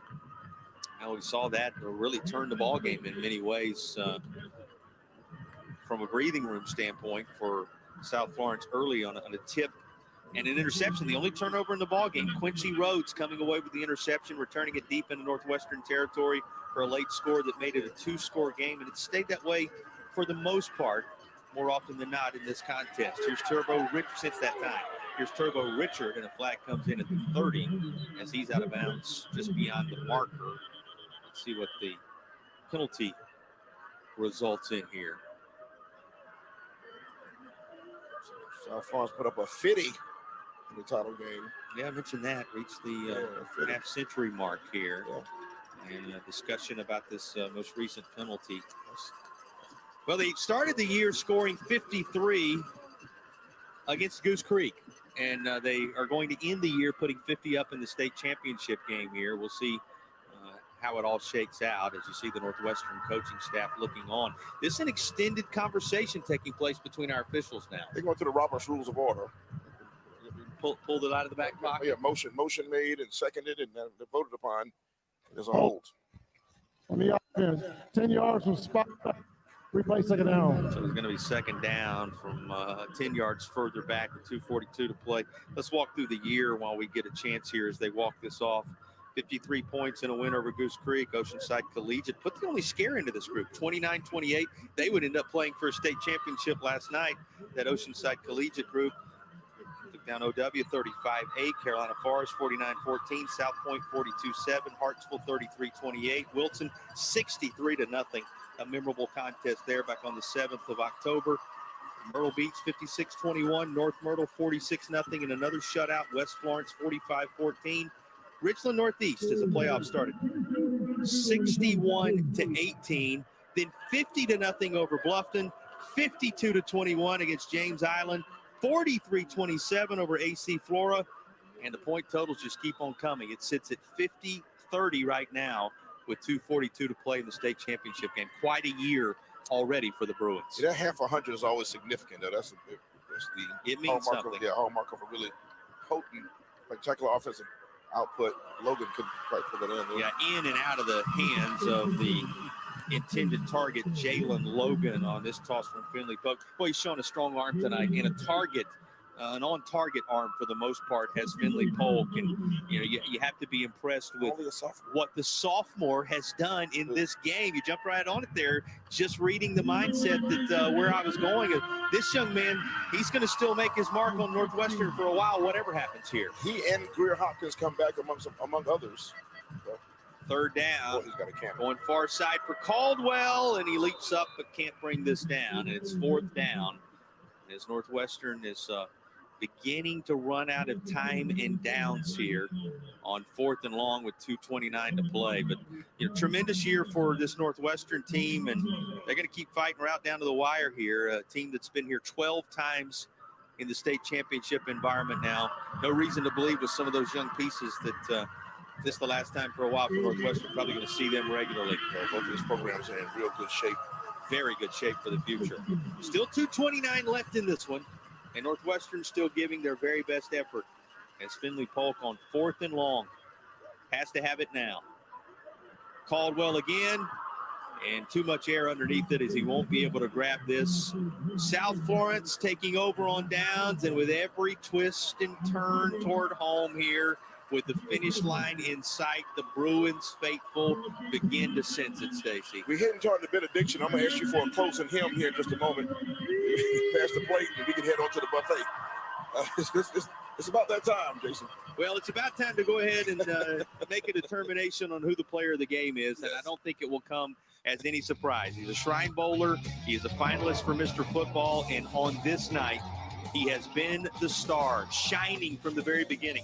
Hit that touchdown pass to Evan Singletary, connected with his younger brother Jaden Sellers on a couple of touchdown passes. He's been solid on the ground. Mr. Everything for the Bruins. He's the first to bring them here, and it looks like he's going to lead them to a title if things keep trending in this direction. Our player of the game is Lenoris Sellers. Well-deserved, well-earned Shrine Bowl selection, Mr. Football finalist. A lot of people think they're favorite to win it. I know he and the young man we just saw earlier today, Jarvis Green, among others, are nominees, but he's a guy, Syracuse commit. Lenoris Sellers was everything advertised and just what his team needed to get their first ever state championship for the Bruins. And you never know how a player is going to embrace the championship environment, the pressure that comes with it, the bright lights that are along with it. And he has done so tonight exactly how you would expect for a young man of that caliber. You see the personal foul penalty that's going to back the Bruins up just a bit here with 2:13 to play. But congratulations to Lenoris Sellers, our player of the game. You want his numbers one more time, verbalized for you. 9 of 13, 227 yards, 50 his long, 4 touchdown tosses. Also had a touchdown run, 201 yards on the ground on 27 carries. So tremendous night for Lenoris Sellers. And now he and his team just trying to wind these final 2 minutes off the game clock so they can celebrate a championship. The play of the game has to be that tip and interception when Quincy Rhodes was able to pick this up off the body of the Northwestern receiver, brought it back into striking distance, and this is the moment that South Florence stretched it out to a 2-score advantage and really never looked back from here, Stacey. Very late in the second quarter, about a minute left in the half when this happened, and there was a backbreaker early. They kind of rallied, but that play looks like a difference maker in the way the game could have gone. And it's all about not coulda, woulda, but what actually happened. And Rhodes stepped up for his team, and he's well-deserving of the player of the game. That was our A&I Fire and Water Restoration play of the game. You can rely on A&I, sponsors of high school football, South Carolina High School League, the state championship contest, and a provider of our play of the game. Well, our defensive player of the game coming your way also, and that's going to be Jalen Davis, who on more than one occasion was in the backfield. There's a look at some of his good work, and he also was a key performer in the sack. That in essence was how it goes in the books here, as this was the grounding penalty on the safety. He was in there disrupting. He was everywhere tonight defensively. Yeah, he's the one who forced the safety, because without that Aaron Throw being the safety, he had the tackle. He had him wrapped up. They could have blown that play dead almost, because Davis was right there with his arms around Polk, and that's a huge play. He's flown around this field all night. Our defensive player of the game, of course, our defensive player of the game, sponsored throughout the course of the night by, well, here you go. Another toss toward the other end, and that's a touchdown. Get back to the superlatives in a moment, because we've got another highlight moment in the state championship game. Rising above and celebrating the touchdown is Evan Singletary again. And this is the exclamation point on a tremendous night offensively for the South Florence Bruins. Look at the catch, just hanging with it. Evan Singletary reeling in a 3rd touchdown reception tonight. And what a throw. That was a perfect throw. Great catch. It was great. It was just a great play. It was well defended. It was actually well defended. A perfect throw and a bobbling catch. Just great athletes in action right there. Extra point is true. Punched right through, as it has been all night, by Grant McDonald, who's handled the kicking responsibilities very well. Another of those seniors, Grant McDonald, putting the finishing touches on a 57-point total. It's now at 57-30. That's 5 touchdown passes for Sellers, and that's a 3rd touchdown reception for Singletary. They started it with that diving catch in the back of the end zone. They finish it with the ball that was juggled and then caught, and it kind of bookends what was a tremendous offensive night for the crew out of South Florence. Why not one more for the exclamation point? That one to juice them up all the way back down I-20 right there, and they put up 57 points in their first ever title game. What a night for the South Florence Bruins. Well, if you want to write a book or put together a pamphlet on how you handle it when you go to the state championship for the first time, this is one team should study. The way this environment has been embraced the focus that has been there, and the absolute start-to-finish performance that we've seen from the South Florence Bruins. This is how it should be done. Absolutely. And, you know, it's a masterclass if you're Sellers of answering the bell. For those who didn't know about Lenore Sellers, well, now you know. Yeah, and kicks off again, and he'll kick off, he'll punt, he'll take care of things on the ground and through the air, and the heart still showing in this return from Elijah Caldwell as the Trojans keep fighting. But the final minute upon us in the 4A state title game, when you begin to kind of reflect upon what we've seen here tonight, Stacey, how would you put it in words for folks who didn't see this performance from South Florence? Well, I'll say we see a generational type player come through that had created a lot of buzz for himself, earned it a 4-year culmination of a career that's going to lead to, we think, great things down the road. But Lenore Sellers brought his team, put him on his back as a program, came to the big stage and delivered. And that's what this has been about all day today. It's been announcing yourself as the real deal. 4A title around the corner. Northwestern going to set up one of those trademark screens for Caldwell on the far side. He's near the 40. A couple of timeouts left for the Trojans, and the clock rolling to 45 seconds. The deficit now at 27 inside the final minute of the 4A state title game. 302 yards of offense for Northwestern. Now 583 the total of offense rolled up by South Florence, including that last Bruins. Whoa, what a big lick over the middle goodness. At the 30-yard line, and they're still playing all out 100% as Amare Reeves, a freshman DB, gets in on the state championship mix. Well, that was a big-time highlight reel type hit. It was clean, and it was violent. Say it again. He's a freshman. Wow. Going to be back for a while in that South Florence roster and in the mix for this group.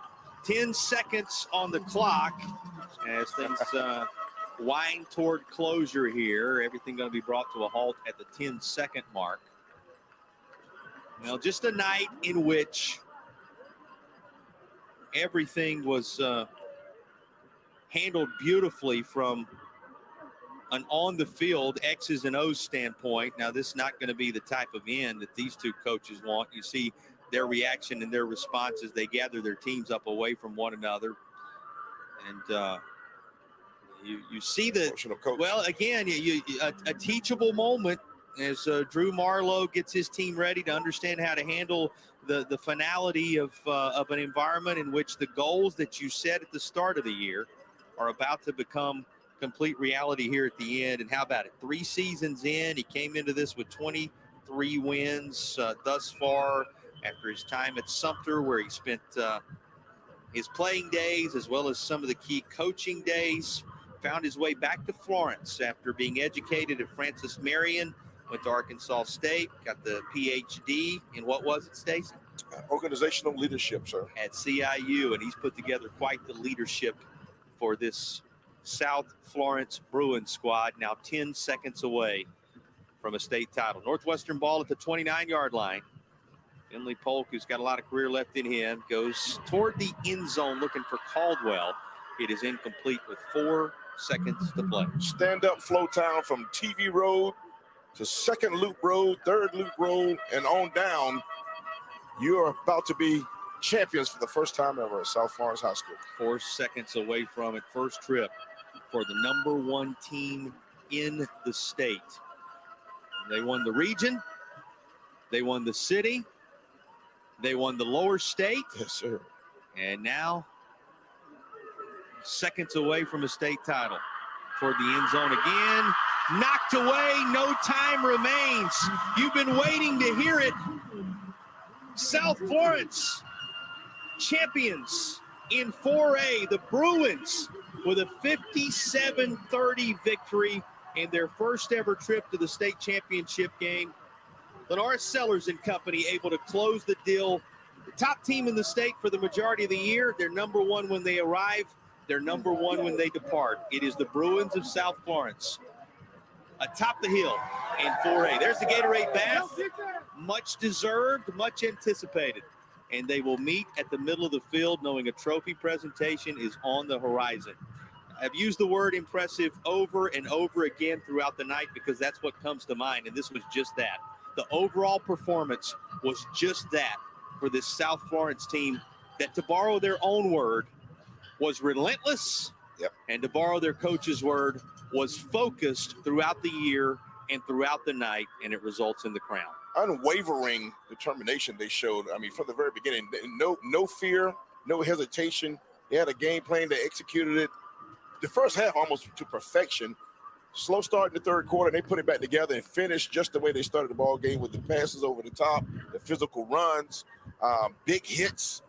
They brought everything to the table. They emptied the chamber, and you got to love, if you're Coach Marlowe, the way your young men came and competed today to get that title for your school. Well, and for Principal Josie, for Athletic Director Cody Slaughter, for Coach Marlowe and his entire staff, talking about Coach Jordan, the defensive coordinator, Coach Ward, the offensive coordinator, Coach Scott, the assistant head coach, Coach Armstrong, strength coach, which always so important, Coach Wicker and the staffs that have been JV head coaches and beyond, this entire group and the crew of young men under their tutelage, putting up 57 in the state championship and making the Bruins for a chance. We'll be back for those trophy presentations, thoughts of the head coach, so much more coming as the 4A title has been decided at South Florence atop the Heat.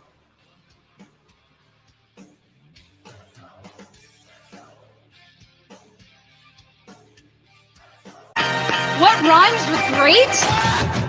Participate. Where does greatness start?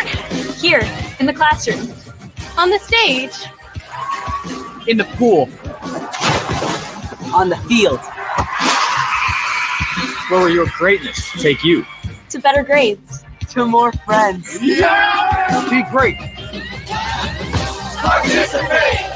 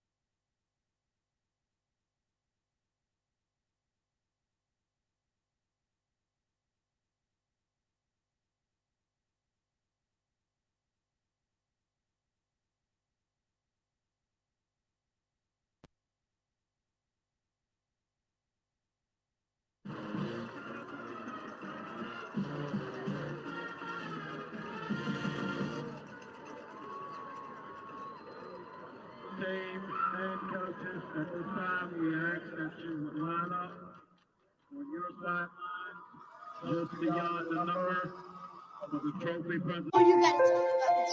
The innocence of youth. Is there anything any better? But soon they'll be in high school and facing all the same challenges you faced. How to make friends, how to fit in, how to be cool. We want our children to have everything they'll need to live fulfilling and productive lives. Make sure the kids in your family are among the more than 12 million participants in America who take part in high school sports or activities.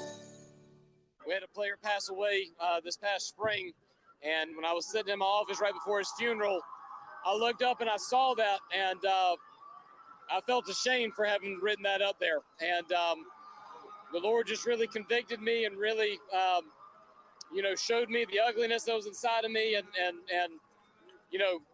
revealed to me that I've got to love the kids that I have. I've got to make a life-changing impact on them, not win games. And 8 months ago, almost to the day, we changed what we did as a program and really worked on investing in our kids. And I'm so proud of them. I'm a little bit sad right now, to be honest with you, that this is the last time that this team will be a team. I'm going to miss them so much. So proud of the work they put in and how much they've grown. And it's just unbelievable that the way that the Lord has blessed this program. It really is. Well, Northwestern, they were able to make it a one-score game heading into the fourth here, but your guys slammed the door. What does that say about the fight of this team? Yeah, we came out offensively really flat in the second half, didn't run the ball well, and was disappointed in that, but we were able to kind of take over when we needed to right there at the end. Northwestern did a great job. We killed ourselves with penalties in the second half on offense. I mean, just awful, but we were able to get it done in the end. You said earlier this week, just because this game has a title to it, it doesn't mean you play it any differently. How did that mentality help your guys get this job done today? I thought for the most part it was good. I don't think the moment was too big for our guys. Wish we'd have played better on offense in the second half. Wish we'd have played better on defense in the first half. But, when you play in this game, the other team's really, really good. So they had a lot to do with our struggles as well. Mr. Do-It-Everything, 5 throwing touchdowns and then the exclamation point right at the end. Tell me how special of a player Lenora Sellers is. It's really, really hard to put into words. He's meant everything to this program. He's a 4-year starter. And I'll say it again, he's the best football player in the state, and it's not even close. Well, I know he's got a great surrounding cast, and I want you to go celebrate with all of them right now, Coach. Congratulations. Appreciate it. Thank you. Enjoy. Guys, I'll send it back to you. Coach reminds us that there's so much more going on than often meets the eye. There's the things they're playing for, what's on their hearts, and that there are so many things in life more important than what happens between the white lines. But what a moment for his community, for his fans, and for his kids as they win the state championship. Great year for Northwestern. You see the Trojans being presented the trophy. They were the upper state champions this year, Stacy, and a little bit removed from it time-wise. You get to reflect and understand that this is the 12th time for one of the storied programs in the state to come here and compete for the title. It was a great 2022 for the crew who made the trip down from District 3. Absolutely. Nothing to be ashamed of by Northwestern. They're, tried and true traditional power here in the state of South Carolina. They're look like they're on the rise again. They knocked on the door, didn't get the answer they wanted this year, but they're young. They'll come back. Great coaching staff over there, great leaders of men over there, just like you just heard the voice of a great leader of men for the, for the side. We'll talk about a little bit more with our winning team, South Florence, but Northwestern's in good position. They're good to go. Sophomore kid at the quarterback position. That's one of the snapshots that gives you what the future may look like. Well, we say thanks for our sponsors making it possible for you to enjoy these games across the course of the weekend. A&I Fire and Water Restoration, South Carolina Department of Health and Environmental Control, Coastal Stone Flooring, Will Luke Gray Opportunity School, Holy City Heating and Air, Rushes, Somerville Ford, Warren and Dillon Personal Injury Lawyers, Doctors Care, Old Charleston Painting Company, Poposky and Shirley Law, Sound and Images, Farm Bureau Insurance, Absolute Total Care, Experience Columbia, and Ingalls Markets. All these partners and their contributions making the championship games available to those of you viewing at home. Please support them. Let them know you appreciate their support of high school football, the South Carolina High School League, Sinclair Broadcasting, and these young men and all those who make it possible for a championship moment to be enjoyed. And that is worth 1,000 words to understand what it means to have those goals come to life with the proper perspective on what matters. Well, that's exactly right. And that's a young man that gets it. Coach Drew Marlowe, Dr. Drew Marlowe, gets it. He said he wants to settle down and live in Florence. He's embraced the community. They're clearly embracing him back. They send a young man to him. He's a great leader of young men. You heard his words earlier, and it culminates, and it all comes to fruition right here on a day like today when you get the best of them athletically, and he spoke about them as a team, as young men. So it's all great. It's a great story. Congrats to both teams for being here, but South Florence is going to go home knowing that they put it all together in the senior year of the best player ever in their program. And we turn our attention to the Bruins now as the trophy is being brought to the near side. Yes. As it's just about to be presented. This is the moment where it all starts to sink in. The medals, the rings, they will all follow. But as the trophy is handed your direction and you stand alongside one of the great leaders who brought you here, lived up, as you said, to the expectations and the hype, and has such a bright future beyond even football in the days ahead. This a moment that South Florence wants to kind of soak in here, Stacy. Yes, we talked about Syracuse coaching staff being here to see him. I'm told that the South Carolina Gamecock has about half of their staff in attendance as well. I'm sure other schools are here. Lenora Sellers is a highly coveted young man, but he showed everything that he has advertised. He met and exceeded expectations, in my opinion. I've never seen him in person to tonight, and I'm very impressed. Easy to see why Syracuse tapped him as the top of that class for 2023. Here's the announcement. The Bruins, the state champions for 2022, and the trophy presentation coming. Listen in to some of the sights and sounds as they relish this championship moment. A memorable game from the South Carolina Football Coaches Association, the head coach, Andrew Marlowe.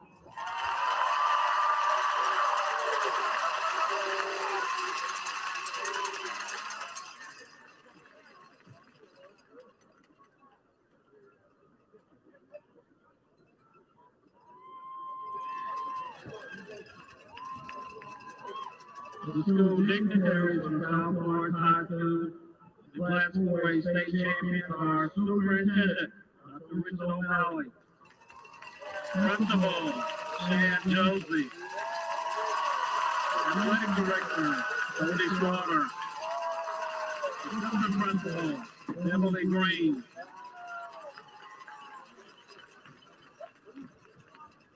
Commissioner Singleton will present the state championship trophy to the superintendent, Dr. Richard O'Malley.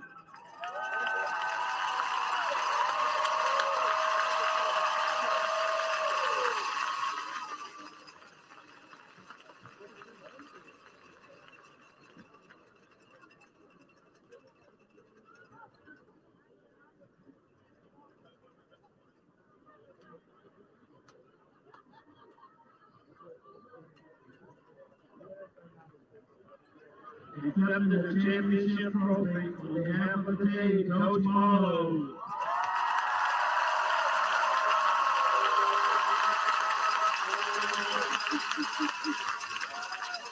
Determination put together by this group. They hand it to Lenora Sellers, who raises it into the air. And there's the moment you know for sure, South Florence, 4A state champions in 22. Congrats to the Bruins. What a year for this Bruins team, and what a start for this Bruins program in their first trip to the state title. They bring it home with a count of 57-30. That does it for our entire crew from a broadcast partner on this night. Stacy Huff, everybody back in the truck working hard for you. Kevin, his crew, we say thank you to those who braved all the elements and made it such an enjoyable weekend here to work in Columbia. And thanks to you, our viewers. You're the reason we do every bit of it. Hope you enjoyed these state championship games. Until next year, congratulations to all the champions. And we leave you with the sights and sounds from the weekend of champions in the state capitol 2022. Work so hard just to make this show. Under the lights, it's time to shine. Get your game face on, cause this is the big time. This is the big time, ready, set, go. Work so hard just to make this show. Under the lights, it's time to shine. Get your game face on, cause this is the big time. This is the big time.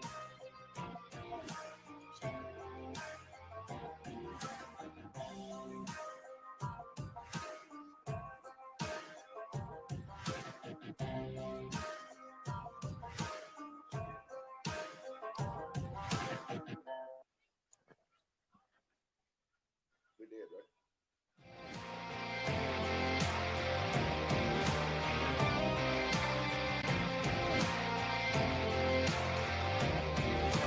This is the big time, ready, set, go. Work so hard just to make this show. Under the lights, it's time to shine. Get your game face on, cause this is the big time. This is the big time, ready, set, go. Work so hard just to make this show. Under the lights, it's time to shine. Get your game face on, cause this is the big time. This is the big time.